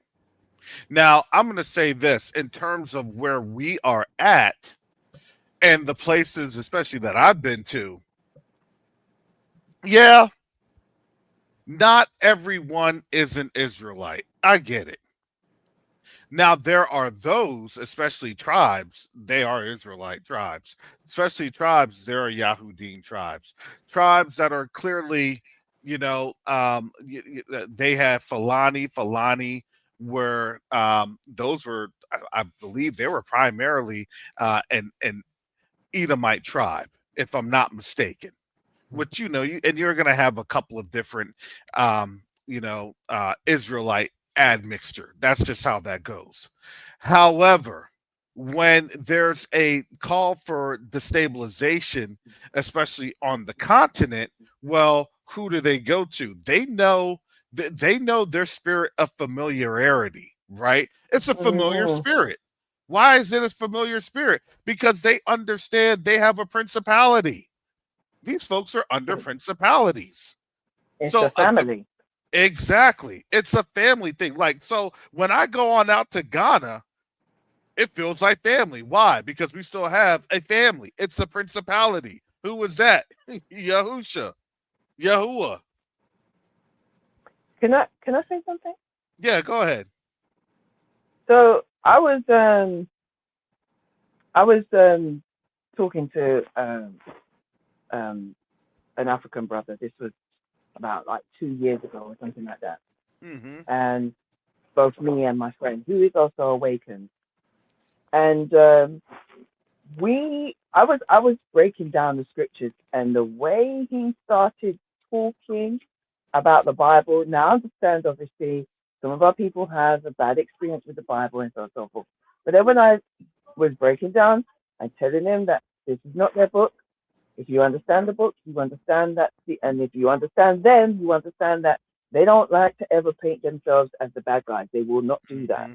They don't do that, right? I said, if you read the book, you understand You are you Beautiful school. sure? Did it take the heavily redacted 90% of the redacted files where Trump was basically the ringleader? I'm just saying, we have a president. I digress. Go ahead. Sorry. Well, you get what I mean. That for something that's going to be so uh, timely, they're not going to do that.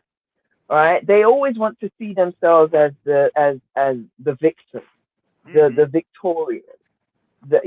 But and he just the way he was talking, my spirit. I said to my friend, he's an Edomite, and she said, "You reckon?" I said, "Yes."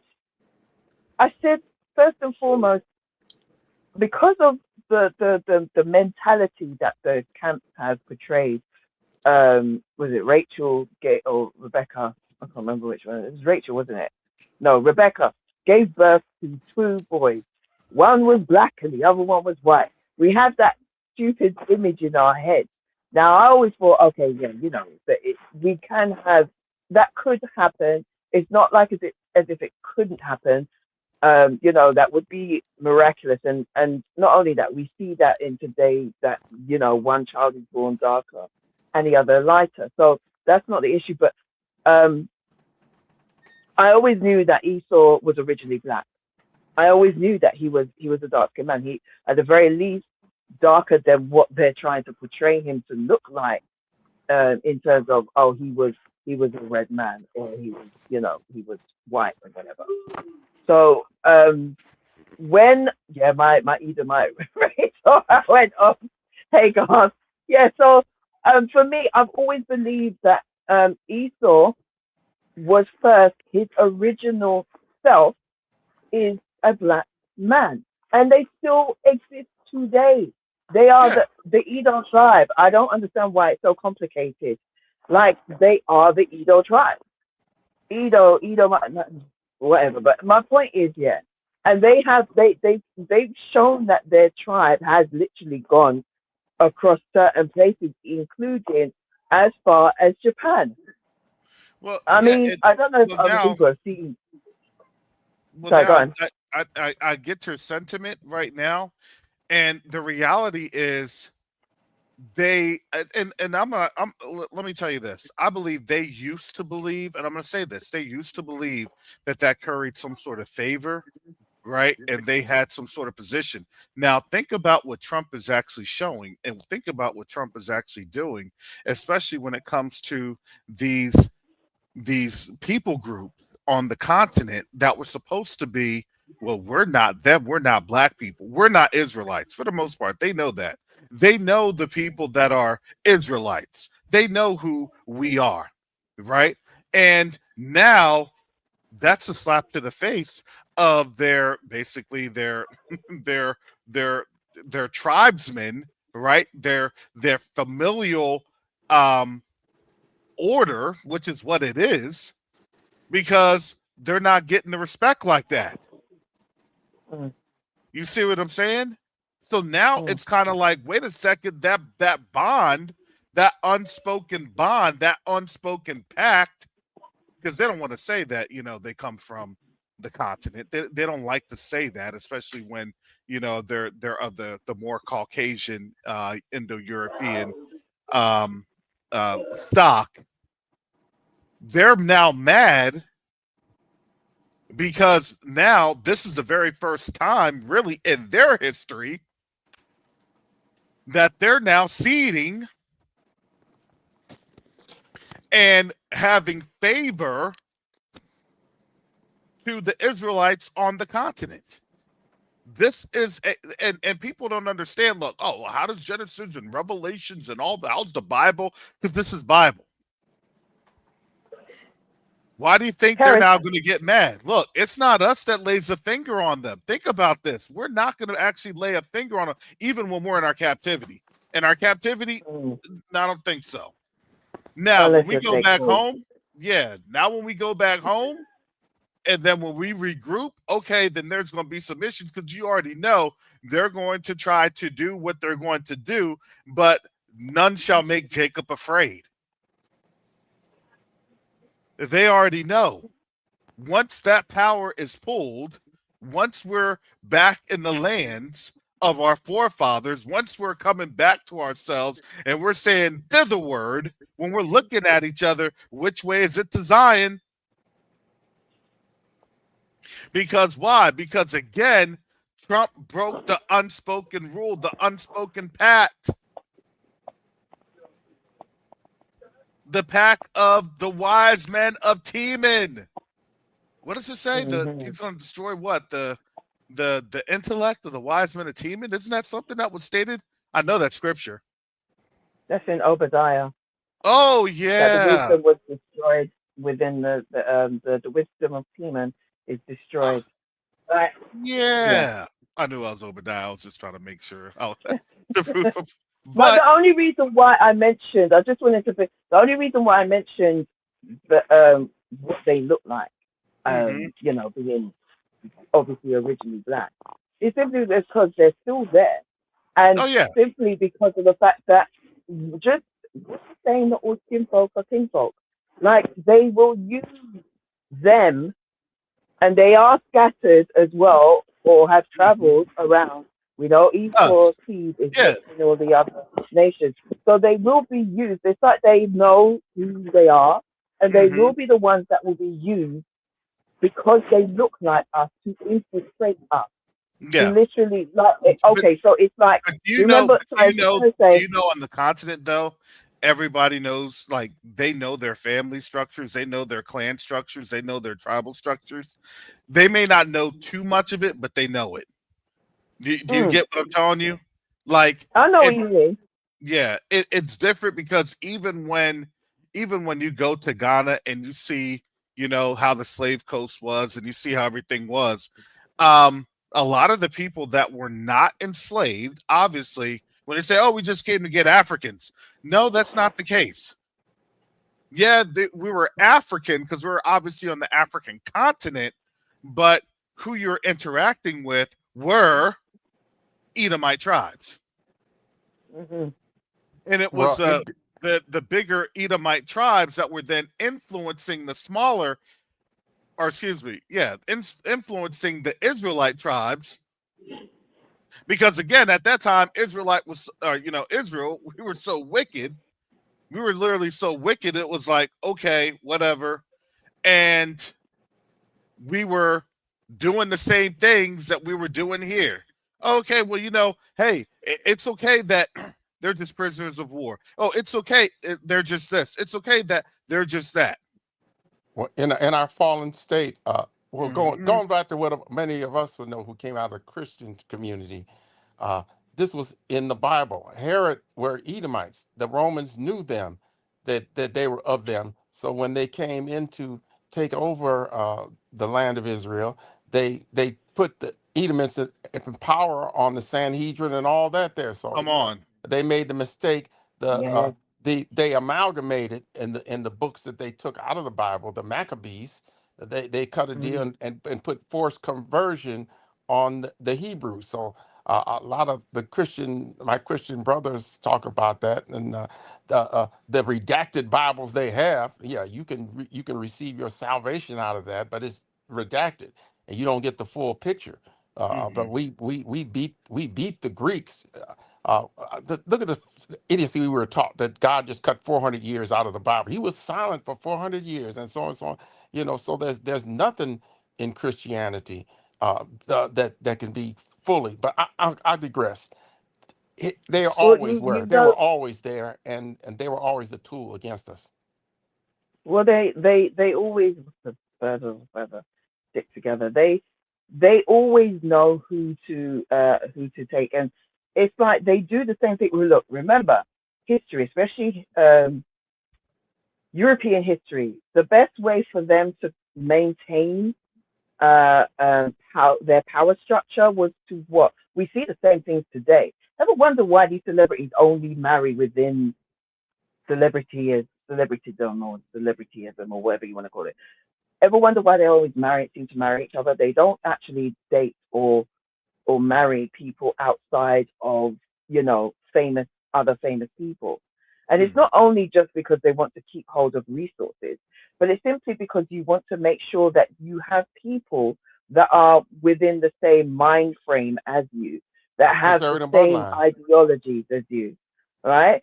And it's the same thing. Esau, like the Romans knew that they are kin to Esau, to the Edomites. So they put them when they were in power. It wasn't like as if they were fighting against each other. They put them in power or in positions of power, because they're related, they're family. The same way how we see how the West will infiltrate certain African countries and they advocate for this politician to be in power Mhm. and that politician to be in power. Why? Because they have a relation to them, and just because, like, just because they look outwardly different does not mean that the blood ain't family. Do you understand what I'm saying? A lot of these people are so related. In fact, look, we know that a lot of these world leaders in every continent are related in some form or fashion, whether through blood or marriage, but they are all related. Don't just assume that because they look different from one another that they're not related. They are. Mm. And the difference is, look, so you have biracial children. My hubby is biracial. If your kids end up with say they marry a Caucasian, what happens to what will your grandchildren look like? Mm. Yeah, Well, exactly. Do you they understand what the I'm girl saying? that did the genealogy on all the presidents, it was a little white girl. I remember during Obama's presidency. Yeah, She I said they were saw that all as well. related. They all related. All but I think Everyone. two of them. All but two of them were all Yeah. related after that. So I mean, they know. So basically, we never got quote unquote independent from England. Yeah, and don't think that that's not that the family is literally just over in America and Europe, or maybe just parts of Africa. No, it's all of them, including Asia as well. Don't think that they're not in tied together. All of them are. All of them are.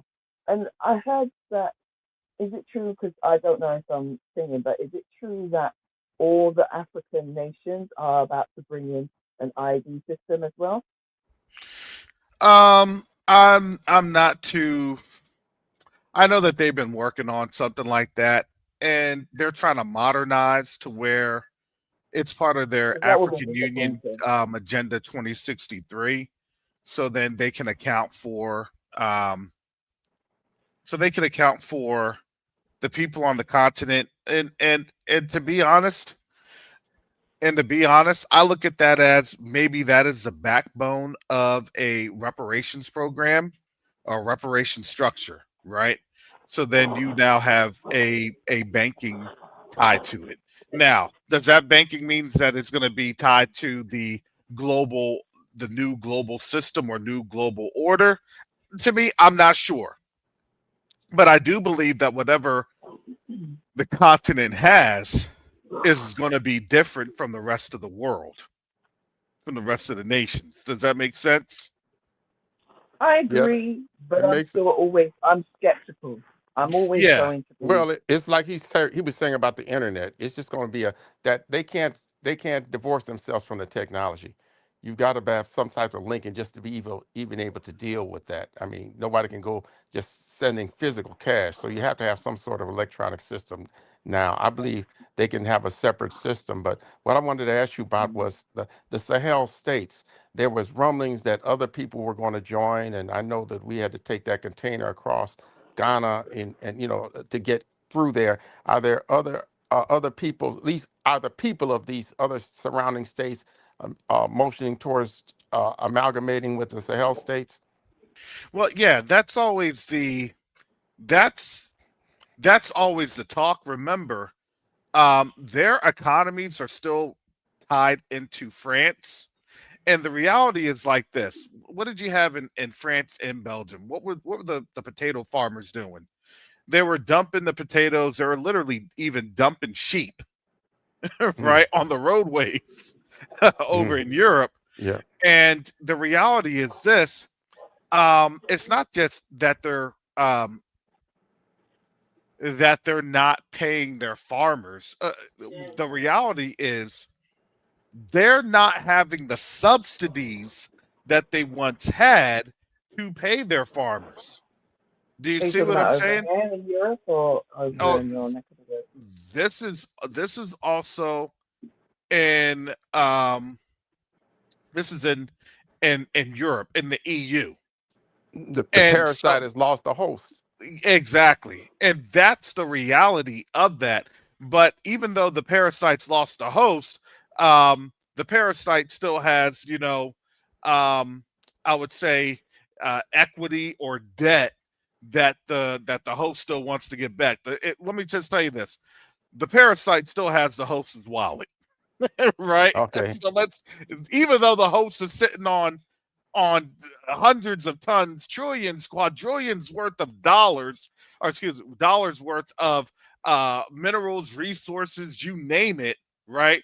But there's still the wallet that's there. Now, the people still want to have access to the wallet rather than just say, you know what? Let's put everything here. Let's put all of our resources to the table. Let's get all of our resources on hand, and then let's start to economically divvy on out the resources and scale it based on what we have on hand. That's a bank. That's what Hmm. AES just did with their bank. Their bank is now online. Now, I knew about the bank coming online back in September, but it was always going to take them time, right? Because then with the bank, it's about then seeing how they can start um, doing their national projects. Because what good is a bank if you can't have projects? A bank is there so projects can be funded. If you don't have Hmm. Yeah. projects being funded, then there's no reason for a bank because you're not going to be able to have any type of collateral that then supports the bank's operations of portfolios. That's what a You bank is know, there to Terry, do. I see a new warfare on the horizon, cyber warfare. What's that? When this bank, I see a new warfare on the horizon, cyber warfare. As Oh soon as yeah, this bank becomes official, I see that you have biological warfare. This is going to be the next one, and it's their way. Like we already know, the biological warfare was to yeah. attack It's coming melanated exactly. people. Well, So this is going to be the next one. what And what they Abraham were doing to each Traore other sees was to be, to go ahead. sharpen their swords. Well, I mean, It's, we know from the word that we're going to be able to establish. They won't stop us from establishing over there, but we know from the word that the Most High is going to rescue us because they're eventually going to come for us when we're Hmm. dwelling in our places without sin. So we know that's happening anyway. But we have a window of opportunity that we'll be able to get in there. And I noticed that the many of the people that the Most High is using, like Ibrahim Traore, he's setting up the domestic contractors. So even as they get the money, they don't have to bring in foreigners to do the work. So he's really doing with his people what I'd like to see us doing with the Hebrews here among our people. Although we're in the land of our captivity is limited, but I mean just Well, getting let people. me let me kind of go. Let me kind of interject on that point. Um, is he not bringing in the foreigners to do the work, or is it that the foreigners that he's bringing in as advisors and Train. Oh yeah, yeah. consultants? You see Okay. what I'm saying? Yeah. Now, Okay. now, to me, as I'm looking and even being on the ground, even showing the live stream, right, of the construction that is happening in one of their neighborhoods, Waga. It's Ouaga 2000. Okay. That is a neighborhood, and that neighborhood is very, very. It's affluent. It's affluent, and folks are over there. They're building these nice homes. They're building up these nice communities, and to me, I'm going to tell you, to me, Burkina Faso looks like a little bit of a Southern California, right? Okay. Except the water, in my opinion. more of the deserty type of a climb, but you also have a lot of, brush in there, and the weather is pretty. It's certain times of the years, when they when they told me no, don't come. They said this specifically. They said do not come April, May, or June. Well, when Garth and I were there, we came in May. That was the worst time of the year to come. And he said that that's the worst time of the year to come. He said the best time of the year to come is like now through March. So, Equatorial heat, or what is it? Equatorial heat there, or what is it? well, yeah, it's right on the equator, but you also have, where the storms and everything else, where they start up from there. Those storms start up from there because you're kind of on that green belt. That's what they're at, the north end of that green belt. And that's Okay. what they're trying to do.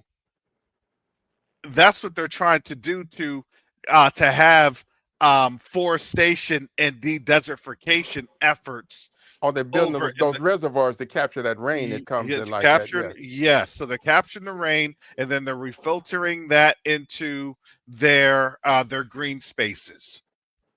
And yes, no, it was 100 some odd degrees, and Garth wasn't ready. I felt bad for Garth. I've been in that type of weather, so I'm like, okay, it's hot. My body will acclimate in about a day, and it did. Garth, oh man, I Don't worry, felt guys. bad for I Garth. probably would have passed out. So I can't do Yeah, heat like that. I was telling Garth like drink plenty of water. He could, he was able to, but again, our bodies aren't used to the Heat like that. to the environment, right? We're not used to the food. We're not used to, there's other sort of environment and ecological things. So when people say, "Oh yeah, I'm just going to up and go to the continent and live my life like regular," no, you're going to have the worst time ever. Because if you think that you're going to live like you're regular, you're gonna be done. The reason that I'm actually pretty decent on over there because number one, when I brush my teeth with bottled water. If anything I do, I make sure that I'm drinking out of bottled water. I don't need a lot of the fresh fruit. I don't. I have to make sure that my food is always steamed or cooked. If it's something in terms of vegetables, or excuse me, fruit, I peel the fruit myself. Or I make sure that it's, the chef is preparing it. And yeah, and Garth literally had, yeah, he said he already had traveler's diarrhea that day. Yeah. Yeah. And yeah, Yay! yeah, but you want to know what? But you want to know what? And I've seen this happen. I've seen that happen where people had that for months. They had it for as much as one of the cases I saw is 90 days. 90 days. And that can bring you close to death. That can kill you. Mm. So that was Good Babylon death by detox. diarrhea. Who needs that on their tombstone? Yeah, but you get what I'm saying? It's dysentery. That's what it is. Okay. That's Okay. literally exactly what it's called. It's called dysentery. And it's Yeah, it is. dysentery because we're not used to the microbes that are there. We're not used to, what we had. And yeah, and Garth had it for a week, but I was coaching Garth like, hey Garth, you need to take this, you need to have that, you need to do this. And Garth was okay. I was making sure, we were just kind of ramming down the water, and things of that nature. But but a lot of our people, they're going to be like, oh no, it's this and that, and then they're going to try to jump on out there because you know how we do. We got it, and then next thing you know, there's going to be people Drinking hard Coca headed. Cola constantly. My Yeah, great niece got sick in Tanzania, making yep, a trip over there. Just got sick as yeah, all. yeah, because even the soft drinks, have some issues, but if you kind of stick to water and things of that nature, water, like I drink water and teas. That's it. I'll do green tea, black tea, and I kind of go from there. But then I still have to drink water because teas will still dehydrate you just a little bit. So you have to be very mindful of what it is that of your conditions, because your conditions aren't, you know they're not the same. And again, and there are some places, some people will be in places that would be more accustomed to the Western um sensibilities. Even when I was in Tanzania this last time, the folks over at the Minister of Health and the embassy, they were like, uh you need to stay at this hotel. You need to stay here. You need to stay there. And I was like, no, I got it. I'm good. And they're looking at me like I I'm was not. crazy. I I was would. like, no. I would fail to leave. I think Yeah. if Well, I mean, but I if I but I wasn't. but I've been there, and I really kind of wanted the traditional, the Tanzanian experience, and things of that nature. So, um, so even when I got there, it was still hot. I mean, it was still like in the 80s, 90s. It was still hot. And then making that trek up them 6 flights of stairs, Yeah, and Terrace, let me ask you, yeah. would you, if you had the means or the ability, would you like to take your class or some students there? And if you there, where would you go? I mean, should we as a rule, should we try to familiarize our children with the continent? Now I know there's athletic teams that have gone over there. This guy got in trouble because he took a team from Illinois into Africa and different places like that. But he said they need the cultural exchange. What do you think? Yeah, it's the cultural exchange. And right now, to me, it's still going to be security because, again, we're in the midst of a campaign to where obviously the West wants to try to create more um, destabilization, Yeah, yeah. and they're trying to create more destabilization because what's happening is you have a dollar that is actually struggling against these other currencies. If you didn't know, the dollar is actually struggling against these currencies because of when you have gold. And Tangibles versus fiat. yeah, exactly.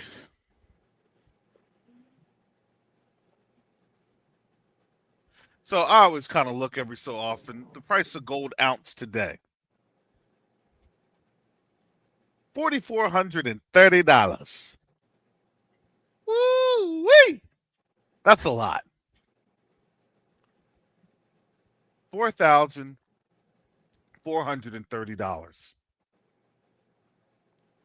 And why is that? That's only going to continue to go up. When gold goes up, the valuation of the dollar goes down. And even as the valuation of the dollar goes down, I'm going to tell you this: you're not getting everything that you once had maybe 2, 3 years ago. You're not. Things are becoming more expensive, especially for Americans and the travelers. Now, I laugh because I thought about this. I thought about this because I saw something. I think it was like last night. They were talking about um, passports and things of that nature. But then a thought crossed my mind where you're going to potentially start having American passports restricted. And I'm going to say this: the restriction, it was also based off of what? Visas. Not look, we used to were able to do visa on arrivals, visa this, visa that, visa free, and now everybody is having, oh no, you're gonna pay that $250 for a visa. You're gonna pay that $70. You're gonna whatever the amount is. Because why? Because it's now getting to the point of whenever you're going to start to restrict visas, then you're going to start to restrict countries, and you're going to start to restrict countries' passports, and then you're going to start to restrict access that country or that of the U.S. to that country. Didn't the You That's United know what's going what? to States start raise coming on. visa fees on these countries to some Yes, crazy astronomical amount? yes, they were doing that. Then they had to relent. They tried to do that with Mali, and then that went back down to a Well, normal you know fee. what I see. What I see is just nothing more than the fulfillment of the curse reverse in Deuteronomy 30 verse 7. All these curses that were on us are now on them. And the funny thing is that sometimes, as yes, it is about us. But remember, they have a hatred of all people that are melanated. They really do, and you can tell by the way that they treat. Okay, so here's what I believe, and I think Sister Gates Holder said this when she was doing her melanin series, and Hmm. she said that was brilliant. She said that these people are jealous of anybody with melanin because it's something they're jealous of people of anybody that can produce things that they cannot. They cannot stand that we have something that they will never be able to produce. That also goes in place of where not only is it just about our melanin, but it's also about the resources that we have, not just in Africa, in South America, in the continent of Asia, and Hmm. also the surrounding islands, the Pacific Islands, Australia as well. But you know that there's a certain group of people that's living in Australia, Hmm. as well as the Caribbean islands as well. They hate the fact that we have things that they don't have, and that Yeah. their space, Europe, they don't produce. They cannot produce melanin, and they cannot produce. There's no real resources, like I said, coal and potato, and maybe a little bit of silver. And oh yeah, okay, I'll give you bread, like wheat, like Well, they want to call Sister it. Chantel, on a practical basis, when you have a makeup of your epidermis that over most of the planet it can't even do well. I mean, you can't. You have people sitting on a beach in Tel Aviv. You know, if if Yeshua had the complexion of the people that they say he had, he'd have burned out on that cross before he bled out. I mean, literally. Why would you want Exactly. a skin that the sun burns that doesn't do well over most of the planet? So You we get know spiritual. It's not a what good I thing. yeah, exactly. And what I tend to say to anybody that enters into this conversation with me, I just basically say to them, is there Christian? Okay. Well, what did the Most High create Adam out of? Sand or soil? And when you dig up the soil, you when you're planting, you don't just put your seed at the top. You go down as deep as possible, and you put the seed in where it holds the most nutrients. The further down you go, the darker the soil and the more nutrient rich it becomes. Mm. So, and not only that, you can find all the nutrients, all the minerals, everything that's in your body is actually in the depths of the soil. It's in the deepest part of the soil, which is a mind blower because then you understand that is what the Most High made Adam out of. And they like to say, oh, well, he was made out of clay. Was he? You know, like it kind of feels like they're leaning towards what's that thing, that creature that they the golem. Now, if you want to go that's their religion. Okay, Mm. yes, fine. Then it's the golem, but that's not ours. That's not what the Bible teaches, right? Clay, clay doesn't do anything. It cracks under heat.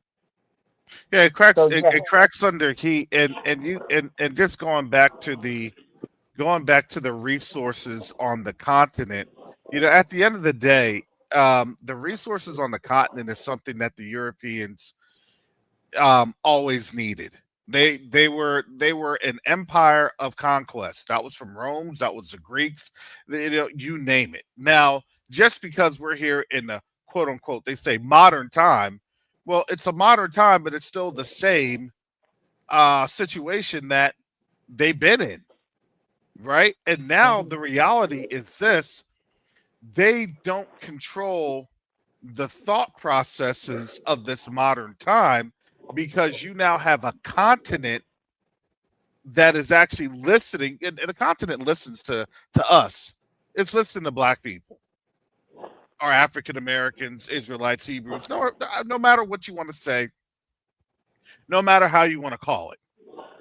And the reason I went back to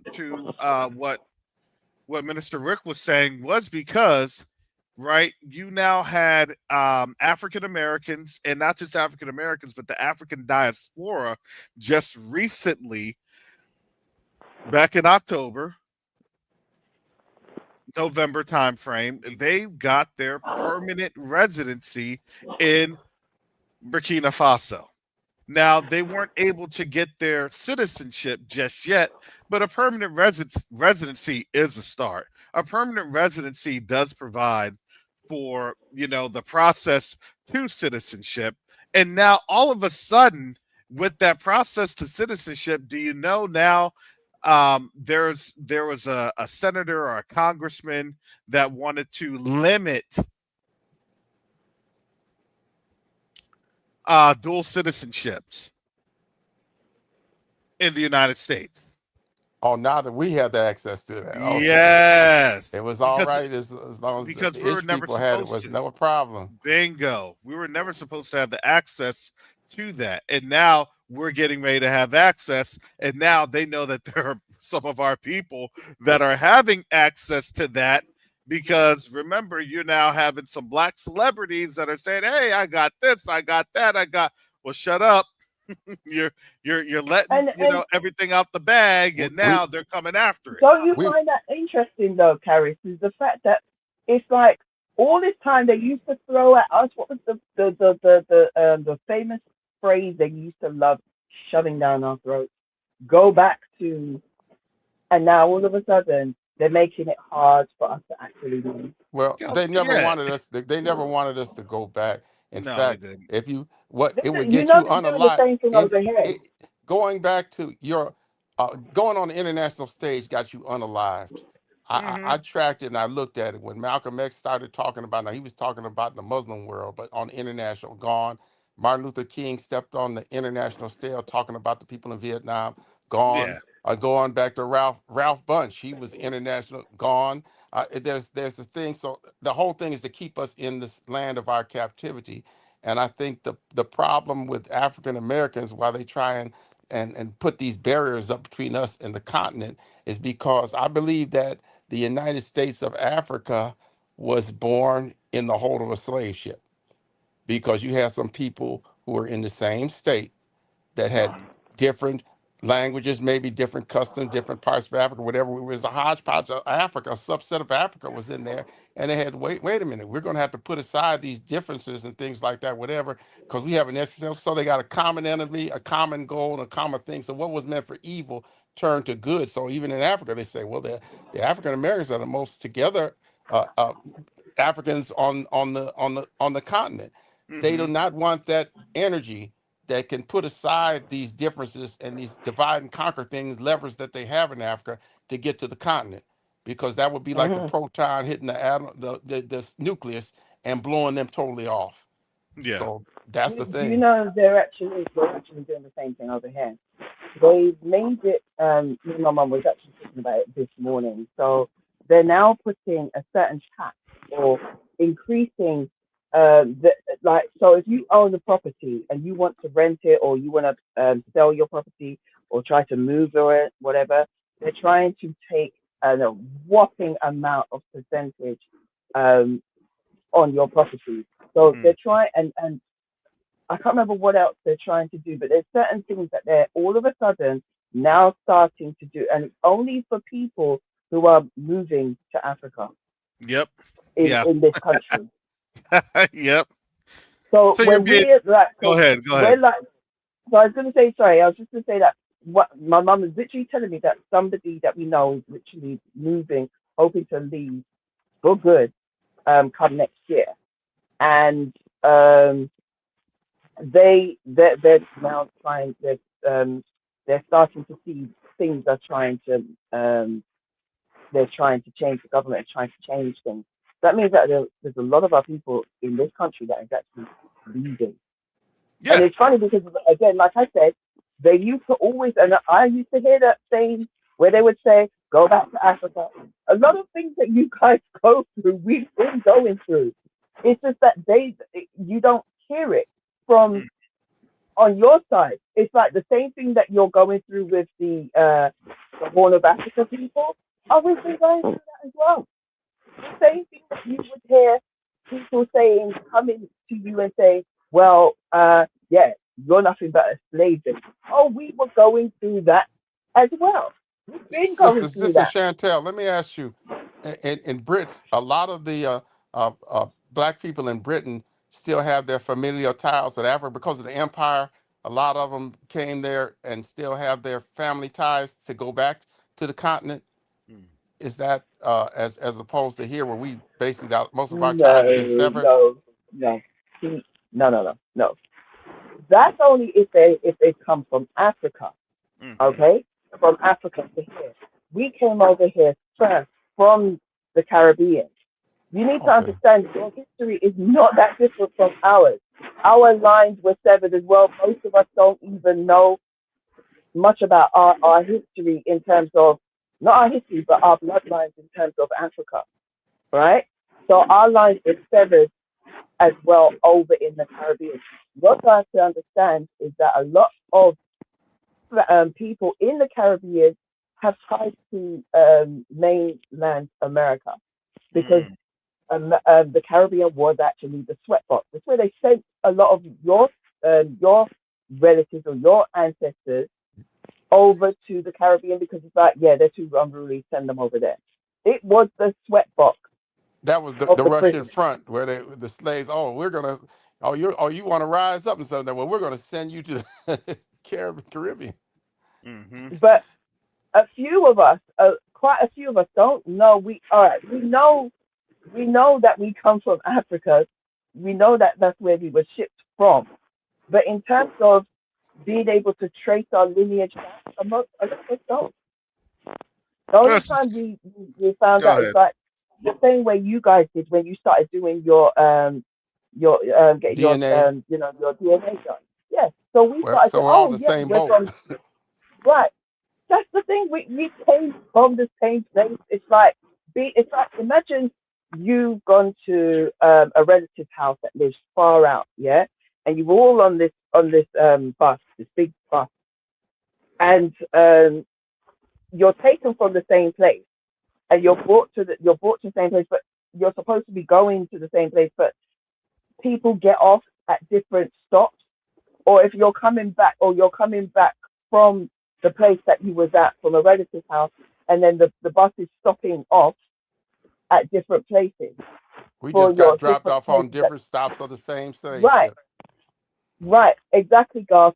Britain basically owns all of the Caribbean. They did.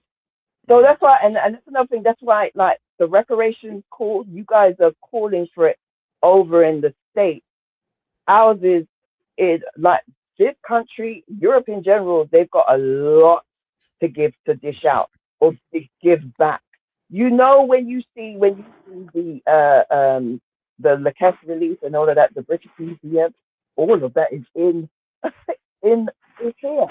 The gold and all of that is here, right? Mm-hmm. So, but again, my mind is boggled when I hear people saying FBA, FBA. I'm like, okay, what do you want us to do? Separate and say, okay, you stay over there and keep the little bit of paper that you want to have. Because Well, where do you a lot think of they that is give you? psyop. You see, a lot of see there's I certain know, but people that's sometimes people need to think. exacerbating a lot of the. Uh, we know we're dealing with Rome, and we could trace it back. It's just the Roman Empire, and it's divide and conquer, divide and rule. So you got to be The Bible says, "Mark those who cause divisions among you." I know that there's some genuine things that the differentiation they try. Well, it's like the Tutus and the Tutsis in Africa.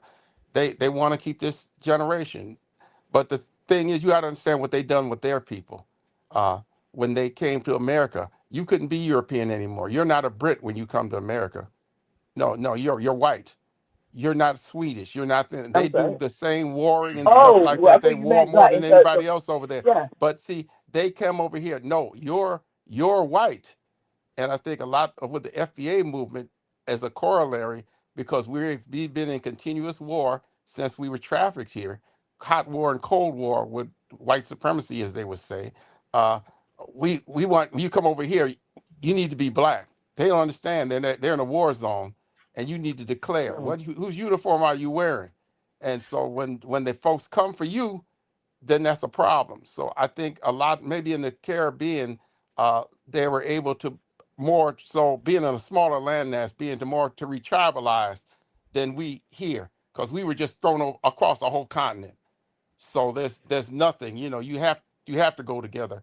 The differences, the petty differences, and they're petty that we have among our They are people. We have petty. to shoot them It, down. it, it, it's so annoying, and it's like it's so.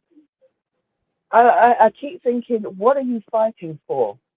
What are you fighting for in regards to the lands that you're okay? So yes, I understand your and don't get it twisted that we don't understand. We understand that yes, your ancestors bled on the ground. Their blood, their bones are in the soil. I understand that. The ancestors' blood is in the soil in Africa too. And your Mhm. ancestors' blood are in different places. Some of your ancestors' blood is in Spain. You're gonna It's cry over it, that? it goes back to it goes back to the Kool-Aid Americans serving. Uh, The problem isn't just I in attended it's a knowledge. church that's primary Nigerian here. I visited their church, and they were talking about all the great things, and they said get up and pray and testify. And I was talking with them and asked the congregation to pray for me, and I said I just have to understand. They said, why do you come here to Babylon? Why do you come here and think, and they're thinking, oh, they're all to hear them thinking this is just this is Oz. This is just the greatest place to be. So I Well, think a let lot of me immigrants come here. Go ahead. let me interject because Prophet Templeton said, "Look at history. Every superpower is a result of its diaspora coming home. China is a modern example." And a couple of weeks ago, we were touching on the fact that there are the Chinese now. They're now actively trying to recruit African Americans. Yeah, I've seen that. So think about, look, they know what time it is. They know how the superpower of the kingdom gets built. But again, I don't think that that is going to be the same type of purview per se that they're thinking. I really do believe that, look, at the end of the day, even with China, they're taking resources from Africa. Exactly. Yep. It's So just a build why go home. to the middleman? The reality is, why go to the Exactly. middleman, and why not just reestablish where your land is at? Like literally reestablish your familial ties with the community that's there, and that said, "Hey, welcome home." Exactly. It's nice to have a place to be deported to. Yeah, hey, I mean, look, and that's the reality. Look, there, it's not a secret that I could say that because I do have projects going on over there. But I could also say, look, they want us, not just me. They want us to come back. They want us to build. They want us because Can our I just say vision. something though? Yeah, go ahead. I mean, not to cut you off or anything, but it's regard to what you were saying. I want us to go there. I want us to go home. I want us to be accepted, but that's the thing. I don't want us to be called over because, well, look at what they've done over in America. Yeah. We need to bring our people over there. And then we find ourselves in another form of servitude. I don't Hmm. want that. because Yeah. we as a people have always lifted up everybody else. And here's the Hmm. thing, we could still go home and still be enslaved in our own home. Yeah. I don't want that either. I want us Yeah. to be wanted, not because of what we can do for you, but want us because we're supposed to be your kin. Even if you're Hamitic, we are still your kin in terms of melanin. And at the end of the day, yeah, we're cousins. If you're gonna, you know, be honest, the same way Well, with sis, And we need Jason. to have, But and along what you're saying, Sister Chantel, and I get it because these are the conversations that I'm having in the background. We need to have some sort of a protection on us as a special group. Even, look, even a special visa, even a special fee, even even a special passport. Those are the things that need to come about. Hey, if we're that special to you, incentivize it. Show us how special we are by some sort of special economic zones. Show us how special we are yes, by some sort of special tax considerations, market considerations, resource considerations, right? Um, right. Look, land considerations. Hey, apportion this part of land for us. Let us show you how to do resource management. Let us show you how to manage this on the global stage. So then we are able to show you how to consult. We'll show you how we can advise you. But again, you're right. We don't want to be obviously trading one oppressor for another, right? But we also understand that Judah shall not vex Israel nor we don't even. want to be the oppressor either, like And Liberia and Sierra Leone. That's the that point. part Is right there, that you part have to right there. manage that. To get, hey, it's on that side too. Yeah. What we need to, that's what's why it's so important in the education you're doing. We have to get our people on the same page. The definition of a third Hmm. world country is that you have all the resources, but you can't take it into finished goods, so you don't get the full value of the increase that comes from that. And we need to, work on bringing things to the table. But I think the tourism and travel, that's what I was talking about. Can you bring some young people there? I think the more we You know see what? each other and do. You know what? I'm going to say this: we can do anything that our community wants to put their heart to do. We can. Part of what I'm doing with Q2 Way is that I'm trying to do a medical exchange with certain countries on out there. We're working on that right now. So again, it takes a lot more of our people to be engaged.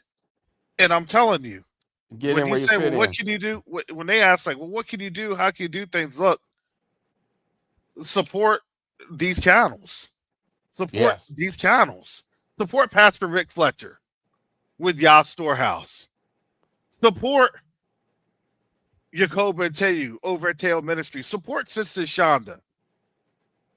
Support these ministries that were actively given back to the community through international and domestic capacities.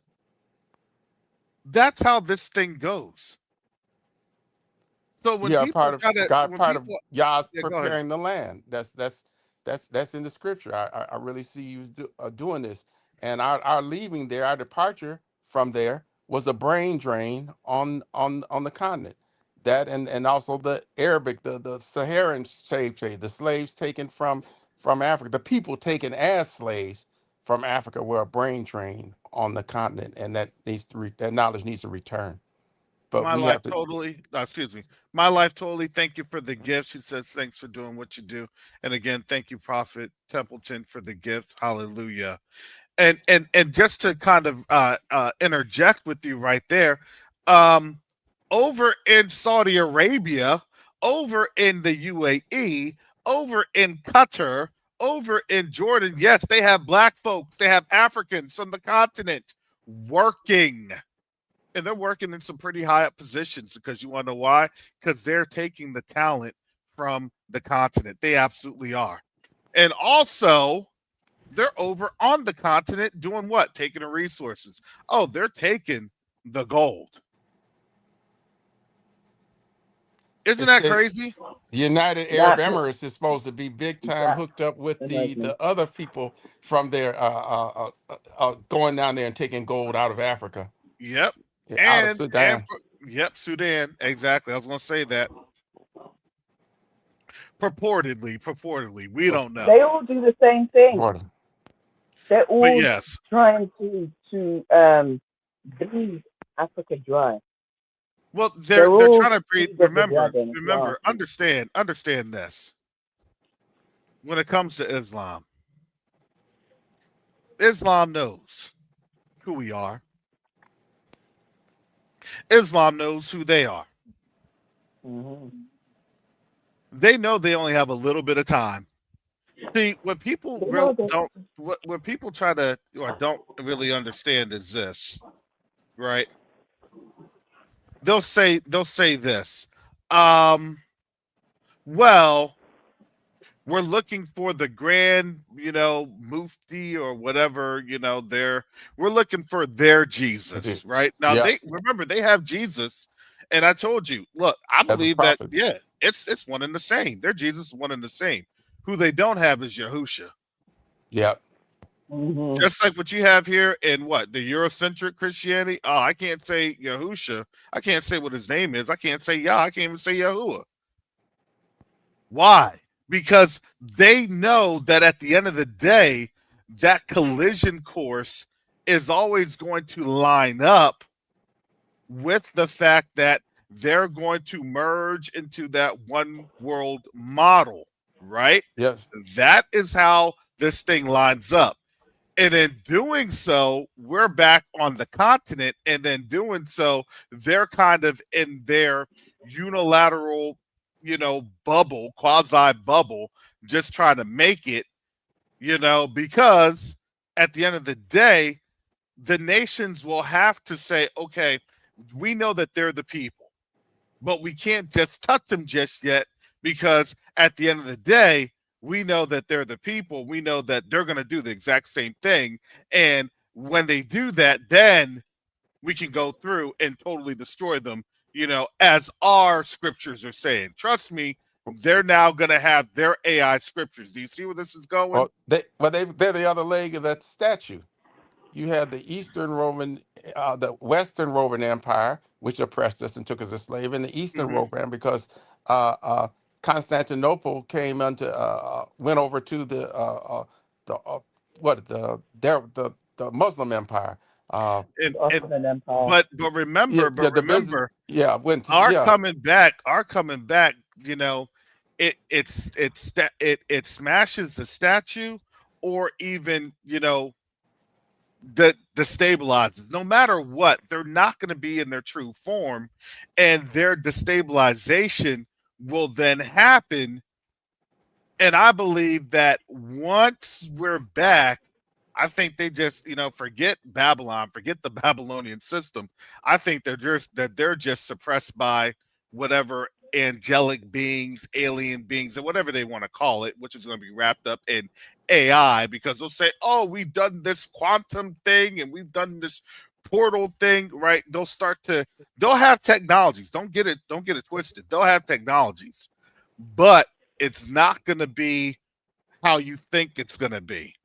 It's going to be their technologies of how they're going to be suppressing people. Understand, those that killed by the sword shall be Did you killed say by the sword. suppressing? Those that leadeth into captivity shall go into captivity. So imagine they're just like, okay, we've already been doing these portals, right? We've already shown these portals. Imagine if that's China, and China said, okay, we can deploy 20, 30 million people walking through a portal, walking through a gate. Wow, that would be crazy. You could do it, what, like on the what's it, Avengers?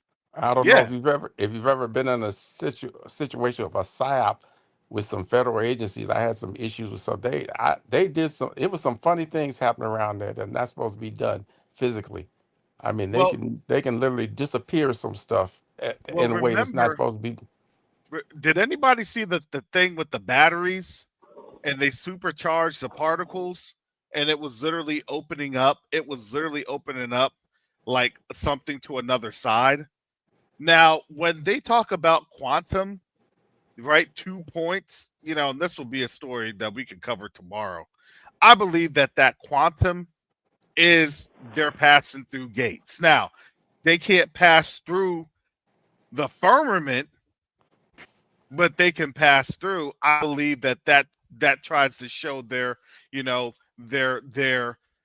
counterfeit for being omnipresent, which they're not, I right? believe They're they not. can transmute matter on a certain basis now, right now. Yes.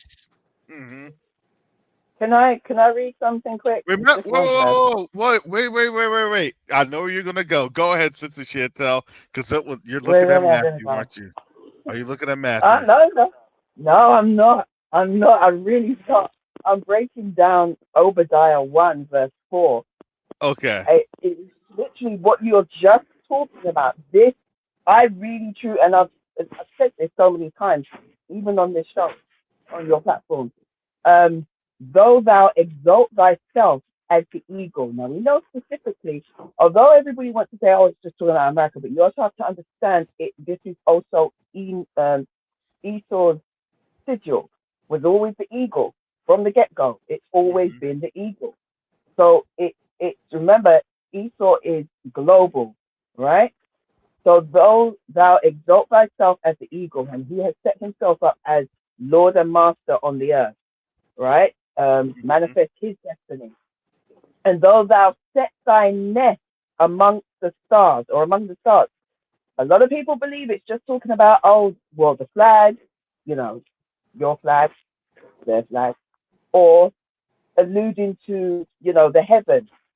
In a sense, it is, but me personally, I believe it's talking about though thy set thy nest among the stars. I believe it's talking about all those conspiracy theories that people have talked about Area 51, working with aliens, quote unquote, stars, fallen angels. Though thou set thy nest, your dwelling. You want to learn from them. You set your nest amongst the stars. Then will I bring thee down, saith Yahuwah. Why? Because look, what did Yeshua say? As it was in the days of Noah, so also should it be in the days of the Son of Man. What were they doing in the days of Noah? They were working with the fallen. They were working with the watchers, right? They were working with angels, doing all manner of things. What are we seeing today? Well, they're We're doing the same operating in thing. fallen angel tech. Yeah, they're definitely operating fallen angel tech, and a lot of that what you just talked about earlier, all the parties and things like that. Those are the Right. sacrificial prices that they pay for getting in those realms, having that delivered to them. Yes, they're Do I definitely. sound muffled? So let me, yeah, Um, you do Sister kind of Justice, sound muffled. You're muffling a lot more right now. You're probably moving around a lot more. stupid headphones. Do I sound better now? Yeah, you sound a lot better. Okay, sorry, it's these headphones, these wireless rubbish. Yeah, but that's what I believe that's talking about. And the more we progress in time, the more we start to see another layer of these prophecies being fulfilled. I really truly do believe that that's what they're talking about. So when you talk about the technology, then although we say, oh, it's fallen technology, again, I agree. But then it's where did the fallen get it from? Yeah, Remember, they that's don't create anything. yeah, They that's don't true. create anything. They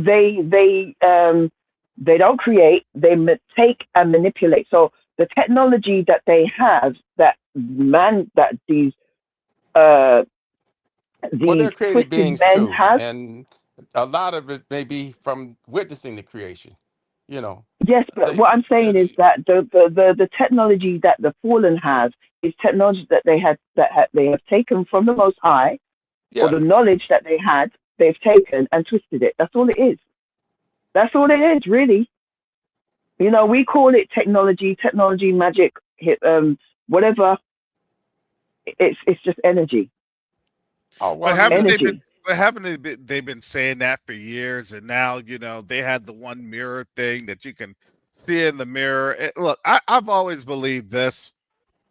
Part of the things that we're gonna start to see, can a nation be born in one day? Can you fly as a dove? As an eagle? Look, here's just me. This is just my thought process. People can take it or with a grain of salt. I believe, just me. I believe that they do have the technology to do, and I'm not going to say interdimensional. It's not. It's the same thing as they're just moving mass amongst light. Yeah. Same thing that all the stuff that they say, oh, light speed and blah blah blah. No, they can. They'll. It's like it's a portal. They'll project the portal, and they're allowed to. I And I'm do going to agree say with this. you. I agree I with. think I say this. They're going to be allowed to do that. It doesn't mean that they can't, or they don't have the technology. I believe they have the technology. I just don't think that they're allowed Well, to we had the utilize it. Star Trek flip phones. What makes you think Yeah. we don't have the Star Trek transporter? Yeah, exactly. And that's the whole thing. Because why? Because I believe that certain nations, this is just me personally thinking, I believe that certain nations, are allowed to utilize technology based on what the Most High allows them to do, right? So, like this form of Babylon is getting ready to do what? It's getting ready to it's being judged right now. But remember, that full judgment is then via in this case, it's it's not going to be via our hands, right? There's not going to be any fault found in Judah, right? They're going to search for our fault. They're going to search for our nickel. They're going to search, right? It's not going to be there because, again, they now have another principality that's Yeah. coming up on the world scene. And that's who? That's BRICS. That's the global Well, south. when Moses was working the Exodus with the Most High, and he threw his staff down there, and it turned into a snake. They had some staffs; they were able to duplicate some of that too. So I mean, those guys are dealing with. They got principalities and things like that. They have access to powers, and they have to do the things for those principalities to give them access to the powers. A lot of so I'm just saying yes, I totally agree that they're able to do Yeah. things You that are know, beyond what we you think know, we can do in Newtonian physics, as they say. the principalities. May you said they're under a new principality, Well, I Harris. mean, when he divided the nations, these people they attached to principalities. The Prince of Persia, they have regional principalities that they're No, no, under. no. And they have, I know all of that. And what I mean is, the BRIC, that's under a new principality. Yes. Is that what you were saying, Karis? That's what I'm implying. Absolutely. What That is if what I'm it's implying. not a principality, but several principalities And all that's coming together I as think it's an one? amalgamation. Yeah, Exactly. it's an Yeah, amalgamation. exactly like that beast in Revelation, the amalgamated well, beast. the beast has to throw off the whore, and we're over in America. I think we're living in the land of the harlot that's rise the beast. So something has to rise up to dethrone the harlot. So they I guess When they're the that. harlot is riding the beast, is she riding the red colored beast? Mm, That's beyond me. I just felt that The this reason why I'm asking is because the red colored beast, we know that's wrong, mm-hmm. or we know that the dragon was always represented as, or the represented wrong. Yeah. So if she's now come off and she's no longer there, and we also understand that at some point this dragon, this so-called dragon, it shifts. It's not the same dragon anymore to the point where it becomes an amalgamated dragon. Mm-hmm. Would it be fair to say that well this dragon then shifts from this red dragon to the amalgamated dragon, well I don't and that think is that. the principalities of that we're seeing representing the BRICS nation. I think the Mm. harlot is still trying to It's hold just on to the something. reins at this point. I don't think the I harlot is know, out of no, the no, no. picture. I know she's holding on, but eventually we know that. I think it's in Revelation 18 or whatever. But we know she's no longer. We know she's going to be destroyed. But when she's cast off, when she's not there anymore, this dragon, we know there's two dragons. There is the red dragon, the red fiery dragon, and there's the amalgamated dragon. Now, what I'm trying to figure out is if the red dragon is what is the dragon that the whore is riding. If that being the case, when this dragon casts off the whore, does this dragon now shift from being this red fiery dragon to the amalgamated dragon, which then represents BRICS as a Right. Yeah. coalition of different entities that reside over the governing countries inside of BRICS, the coalition of BRICS. Because Well, I'm thinking, is that what the Bible is showing us? Because if that's what the it Bible is may showing us, be. then It that's what may. we're actually seeing now. It may be, but at this particular point, they're the enemy of our enemies, and I believe before that manifests, we'll be in the kingdom. Oh yeah, look, I'm for it. They are the enemy of our enemy, but they ain't our friend. And I see where you're going with that, Sister Chantel. And again, look, um, it's all a transformation, right? Because even Egypt had transformed. You see what I'm saying? Egypt Mm, was a safe place. Egypt was a safe place, and then that new rulership in Egypt, they forgot who Joseph was hmm because you had new rulership. You had new people coming to the table. And Now it didn't even that's take that long. That's the thing. yeah, Before absolutely. they forgot, it didn't take that long. It didn't take that long.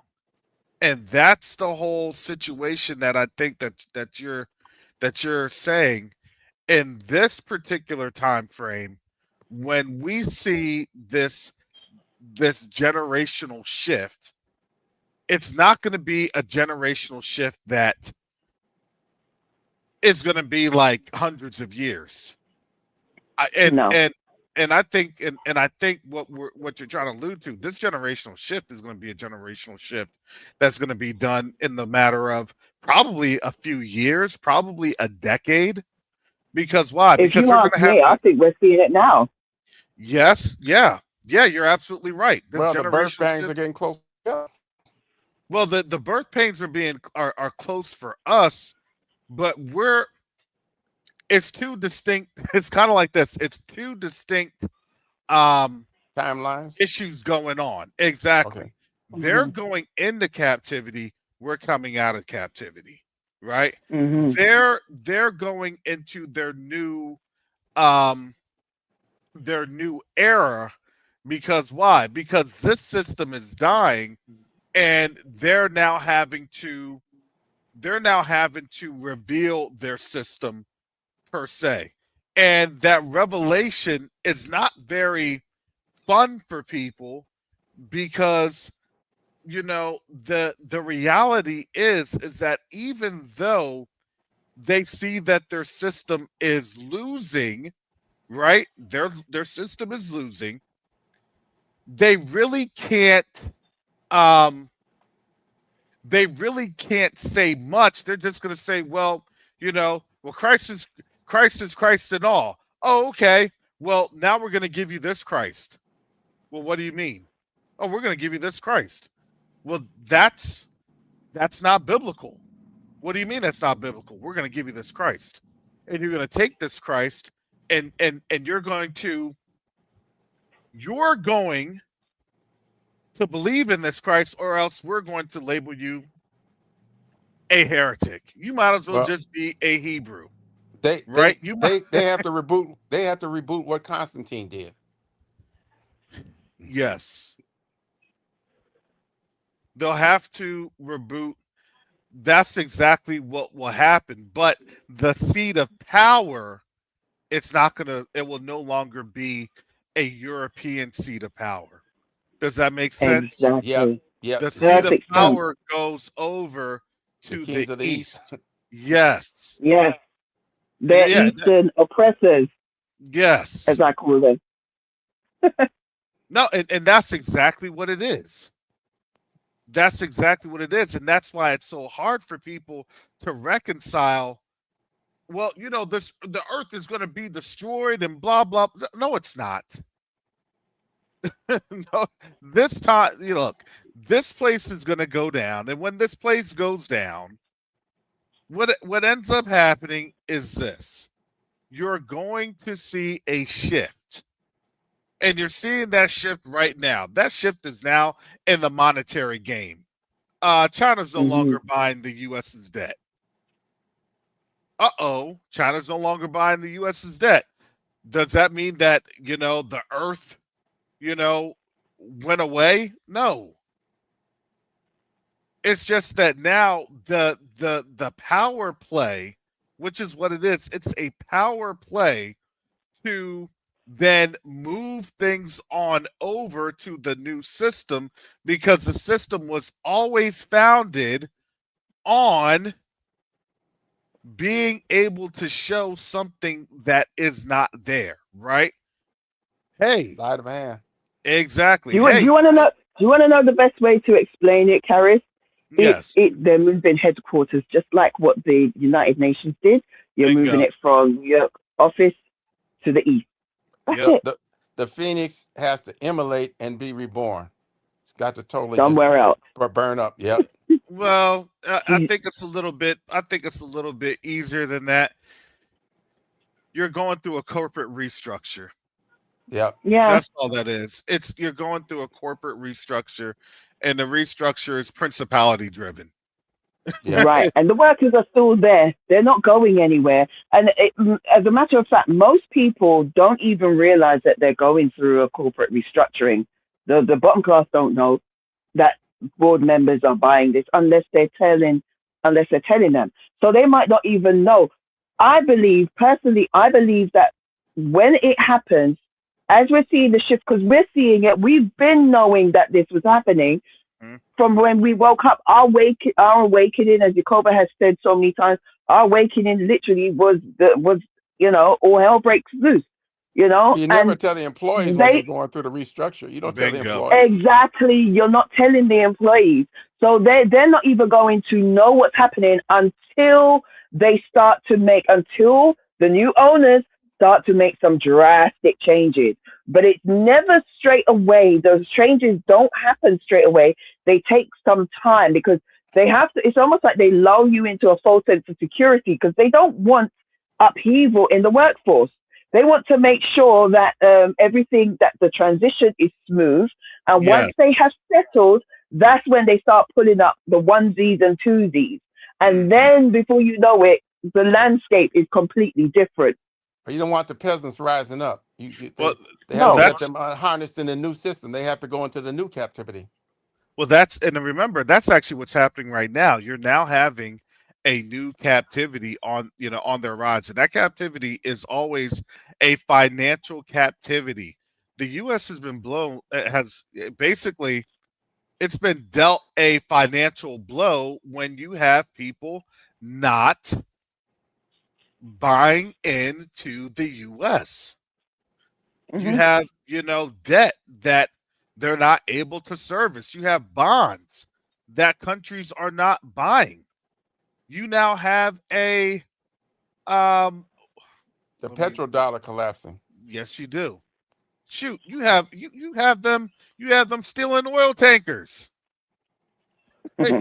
Yep. That's you know what I'm saying? That's the They, they, last gasp of breath. they're When you cheating at got the to start. gaming team, stealing money out, stealing oil out of Syria. Yep. When your ships are under attack, you've lost.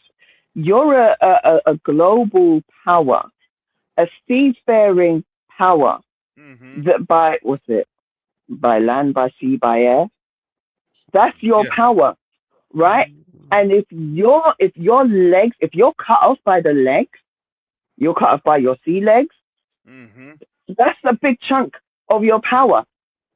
Well, Like this you look, I tell you what happened when it really started to go bad for America was when they stopped exporting things and started importing. Yeah, when we became an Same with import, this it, country. Well, Yeah, yeah. well, that was by design too. This country was built on piracy, slavery, and drug trafficking. And what they started to outsource to slaves. This country, that's the downfall. This country became addicted to slave labor. And when yes, their people, when they started to pay people working wage and they started to build up the middle class and everything, they didn't want that because what they really wanted was feudalism, closer to feudalism. Hmm. So they outsourced the jobs, but in doing so, they outsourced the arsenal of democracy, the production capacity you have to wage war. So now we're a paper tiger shaking our fists when these people know, hey, we have the war factories, we have the things like that. So now they're just jumping around trying to do that, but they've already fallen because they've undone themselves. We're where the yeah, Brits were before their empire collapsed. but it's you. You said I agree with you. I do. I 100% agree with you. But really and truly, if we're going to be honest, it's the Most High finessed everyone. Yep. He basically it's so many birds with one stone. He wanted to teach his children a lesson, and in the same breath, he wanted to show the world who he is, and to also tell them the little gods that you're worshiping, yeah, I'll step on them. Also, he wanted to make sure I'm going to crush Esau from the face of this earth, all in one blow. Now, it takes time, but when we get to it, when after, especially when we know about the 1,000 year history, the future, what's to happen in the future, that's when everything is going to be done. But the Most He's High, literally, he has he's finessed humiliating everyone. the gods of Egypt. He's Yes, humiliating the gods of Egypt. And not I'm just gonna the tell gods of you, Egypt, but of everyone. I'm gonna tell you, and what's gonna be funny is this period of time. This is going to be a void of a couple of centuries. They're going to say, "We never had you all as slaves. We've never had you all Oh, here." They're going to say all that. That's that's why hearsay. they're wiping their You never history. prove it. Exactly. You can't prove it. I think you're just saying that because everybody's trying to work together except for you all, right? So, oh boy, oh boy. Those pesky Well, Hebrews. it doesn't matter whether they look. You can hide as much of of our history as you. You know what? Let's just call it what it is. Black history is world history. Black history is world history. Not simply because of but because of the fact that we've been exported everywhere, and everyone has benefited from off of our pain and suffering. Black history is world history is black history. Like you can't tell a story or your history without our faces being in it. Hmm. You can, but you're missing so much. And no matter how much they try to whitewash, and they've done that, all of these nations. I don't know if anybody has seen a documentary on YouTube called saying Japan was black. Yeah, Brilliant, yeah. brilliant. Have I not been saying that though? Mhm. Brilliant. It was brilliant, And it and even stated down to the sources. the name. I was gonna try to watch that today. Did it state its sources? Yeah, yes, it did. And not only that, they also like, oh my gosh, the Edo. What I was saying about Edo and the color red, and you see that Asia is literally everything about Asia is about red. They Mhm. love the color red, The setting especially sun. Yep. Shinto, and yeah.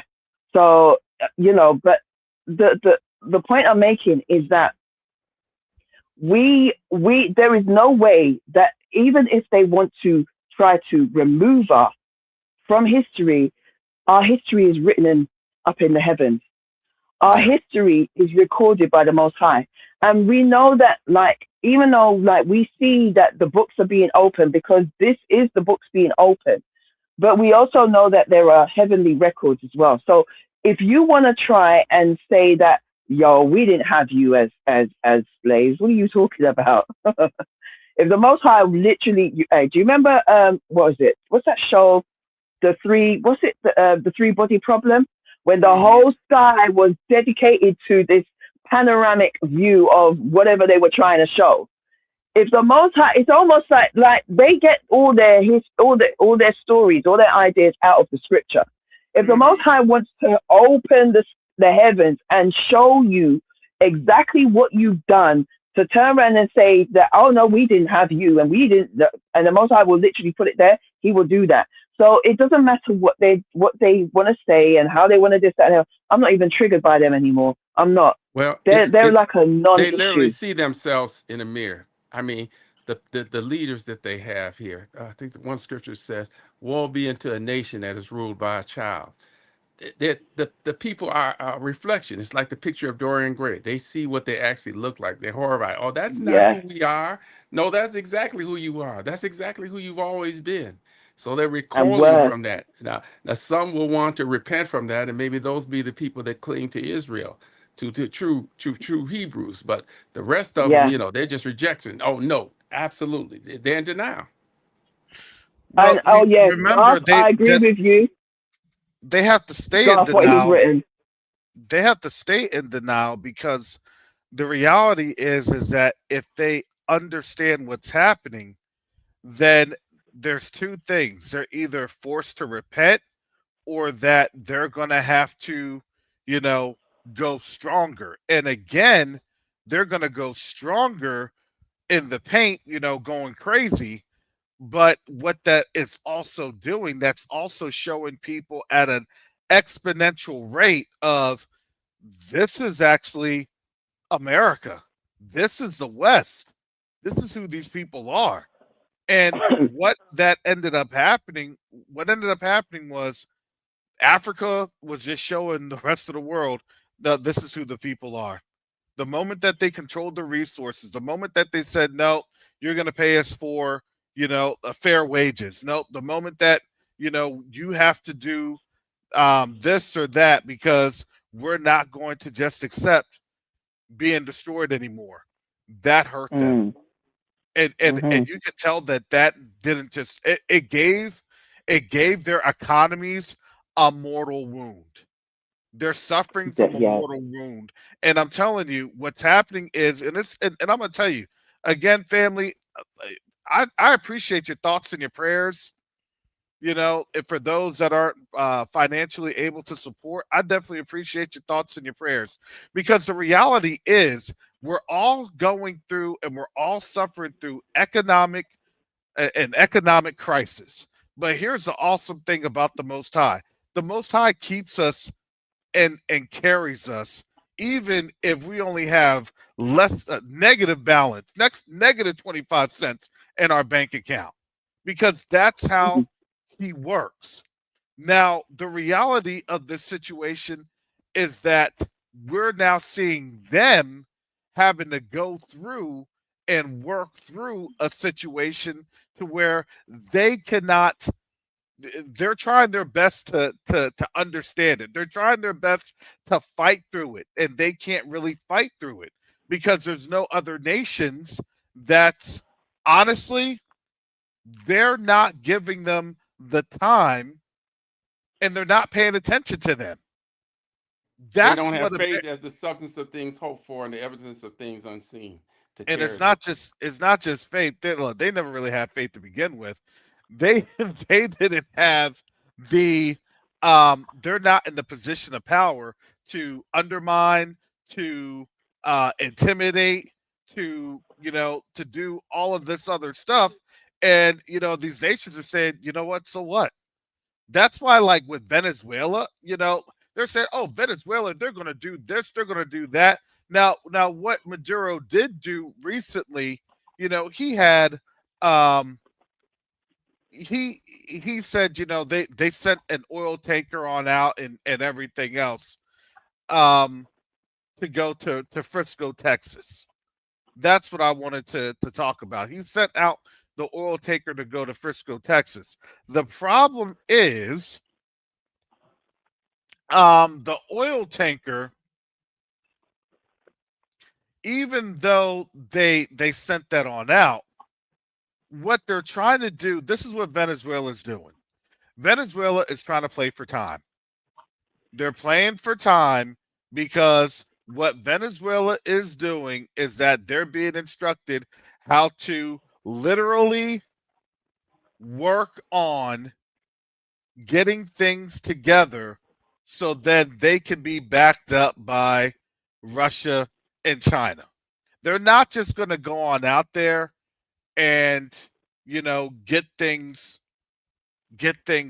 moving. They're not going to.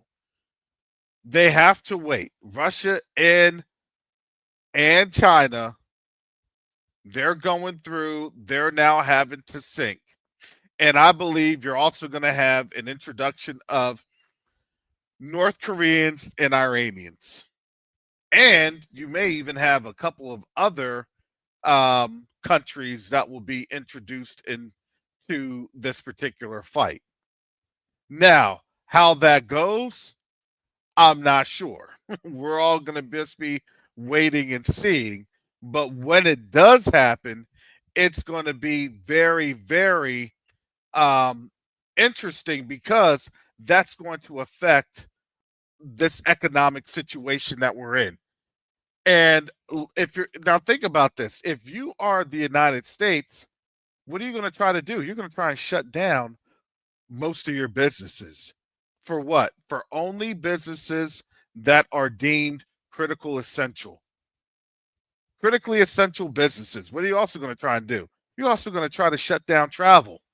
Because why? You're not going to try to have people going out, and you're certainly going to limit people coming in, right? There's a this is now these are the elements of warfare that people don't want to call warfare. So with that, I'll give final thoughts.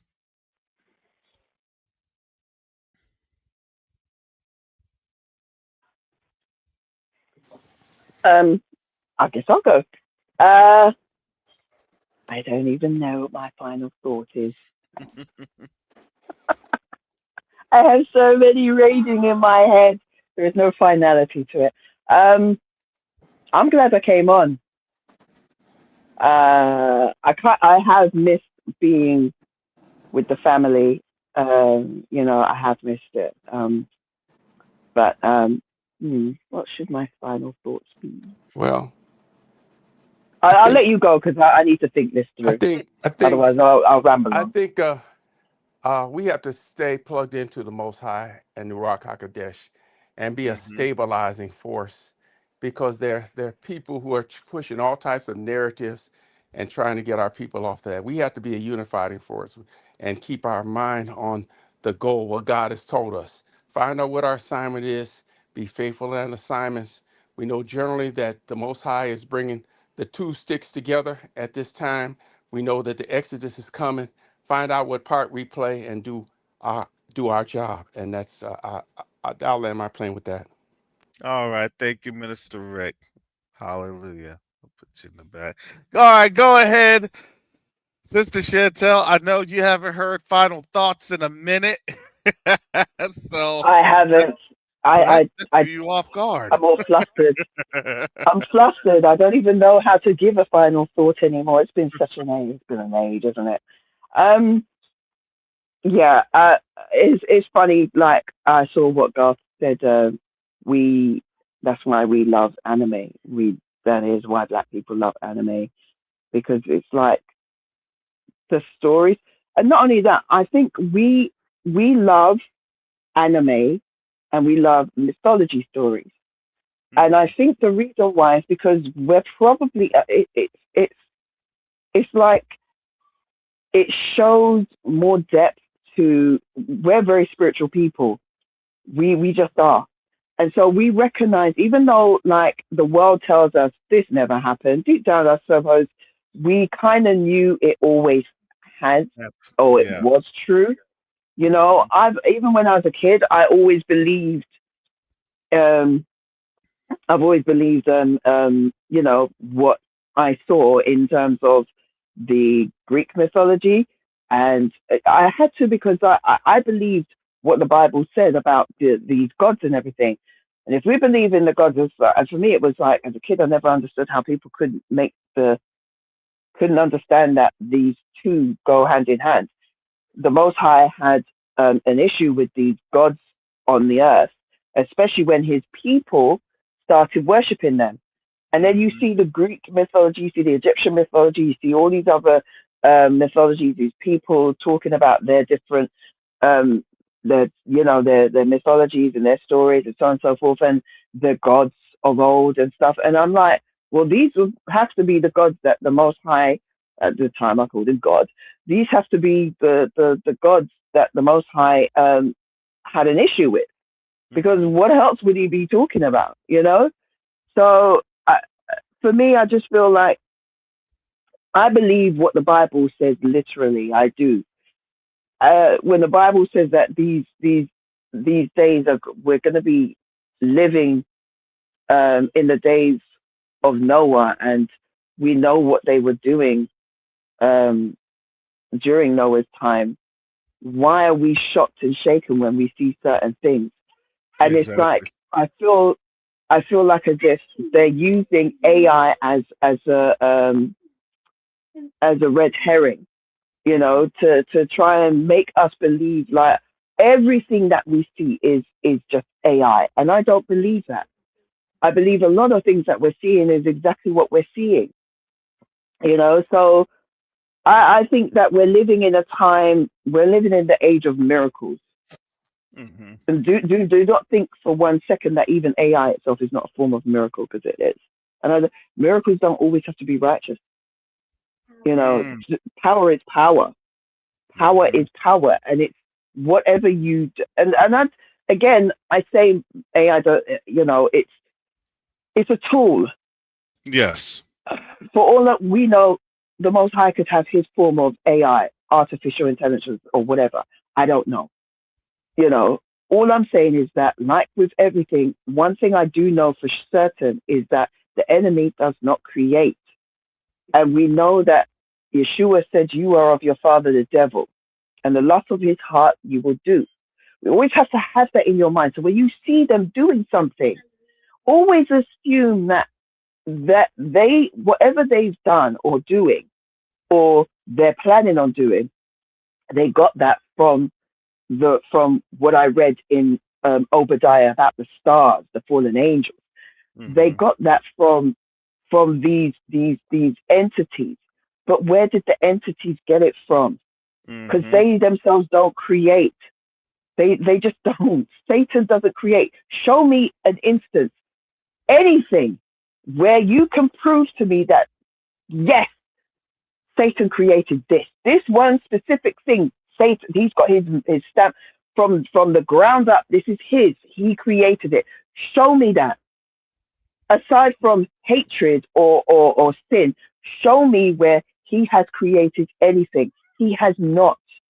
So whatever we see, miracles is miracles. It doesn't mean that it's good, and it doesn't mean it's bad. It's whoever is wielding it for whatever purpose. And we're now in the days of those miracles. And because been accustomed to everything is being about science, Mhm. the Star Trek, the Star Wars, the all these different things that have put a spin on it and called it science, as opposed to what it really is. It's just power and energy being used and manipulated by the enemy.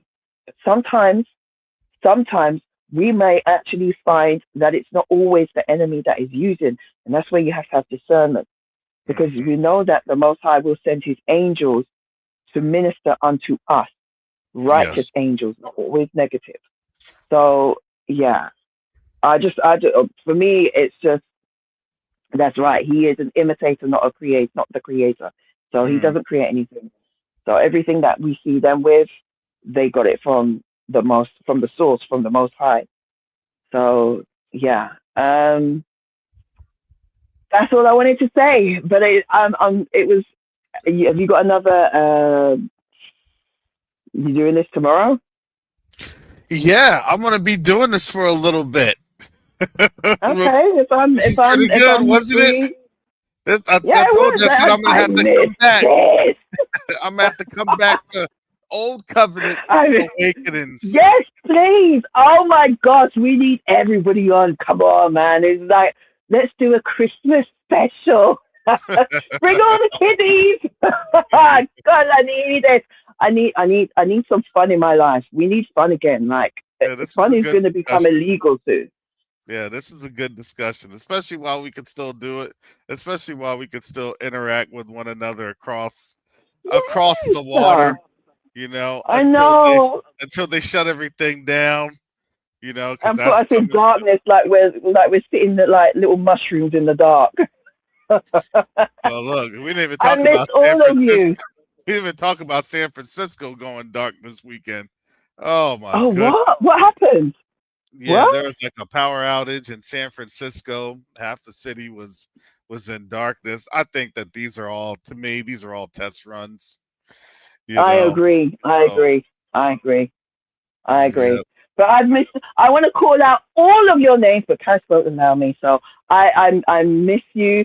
And I look. I'm sorry. I can't type as my finger. I'm getting old now, so my fingers are like.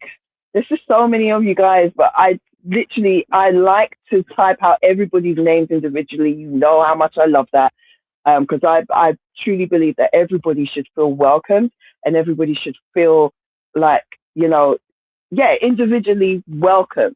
And Mm. I don't do that like I should, and I feel really bad for it. So, but I've seen all of your names, and I miss you all. I miss my two big sisters. You know who I'm talking about, and I do miss you, Garth, and I miss I miss all of you. Oh my gosh, I miss all of you. I'm actually getting very emotional. I am. So, but I've got to go because I know Karis is probably going to be like, oh, I'm going to press this button now. Thank you, Sister Chantel. Appreciate it. Maybe I'll have to think. I'll have to pray about it. We'll see. No, I'm just, Uh, all right. Press Be it and then blessed. pray and ask for forgiveness. Shalom to everyone. All right. Shalom, Sister Chantel. Oh, okay. This again. This is a classic, right? We're coming back to the classic. Thank you, family. Again, I'll be out. My day job, my day job. I don't even know how much longer I'll even have that day job. That's really, up to the Most High. Hallelujah.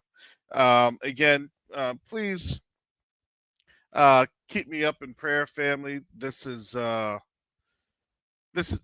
It's an interesting time with different things, and I know we're all going through it. As Minister Rick had said earlier, we have to pray for our family, even if we don't have the actual um, um, I would say financial means. You know, keep everybody up in prayer. Keep everybody up in prayer, please. We're seeing the Most High move supernaturally. He is. He's doing that for his people. He is. And so I want us to continue to pray for one another, support one another. This is what it's all about, especially in this time. So with that being said, family, I do have to get on off because I do have some things that I got to get going. Even though I'm off from school, there are some other jobs that I'm that I'm working on out in the background with different things, especially as we're closing some things on out for this year. And again, I appreciate your gifts. Your super stickers are always welcome. Thank you, Sister Betty. And from there, again tomorrow, my intent is I'll be back on here. We'll discuss and we'll see what happens throughout the course of these 24 hours because I'm telling you, we're now at a news cycles. It's not even 24 hours anymore. We're now at really about a 12 to 15-hour news cycle. And that's crazy. So something is getting ready to happen. So with that being said, you can buy my book, The Rise of Africa, the Continent, the Diaspora, and BRICS. I did talk about a lot of the stuff that's happening right now. So that would be for those of your family members. You can definitely um, provide that stocking stuffer to them. Even though you don't celebrate Christmas, the majority of us don't. Hey, here you go. Just read this. You can also get a couple of the books by Yakoba and Teyu and Sister Shonda's books. They're all on Amazon. Support our writers in the community, especially those that are, we're just here to give you all information. We're just here to serve the Most High and see His will come through. And again, I'm telling you, He is an awesome Elohim. And He loves each and every one of us. He truly does. So even though we may be going through some hardships from time to time, understand how awesome He is and how much He is doing for His people, even if you can't see it. Hallelujah. So with that said, family, most high willing, I'll be back on tomorrow. And with that, shalom, salama, siyemi, shalom, peace and blessings. Yasharel.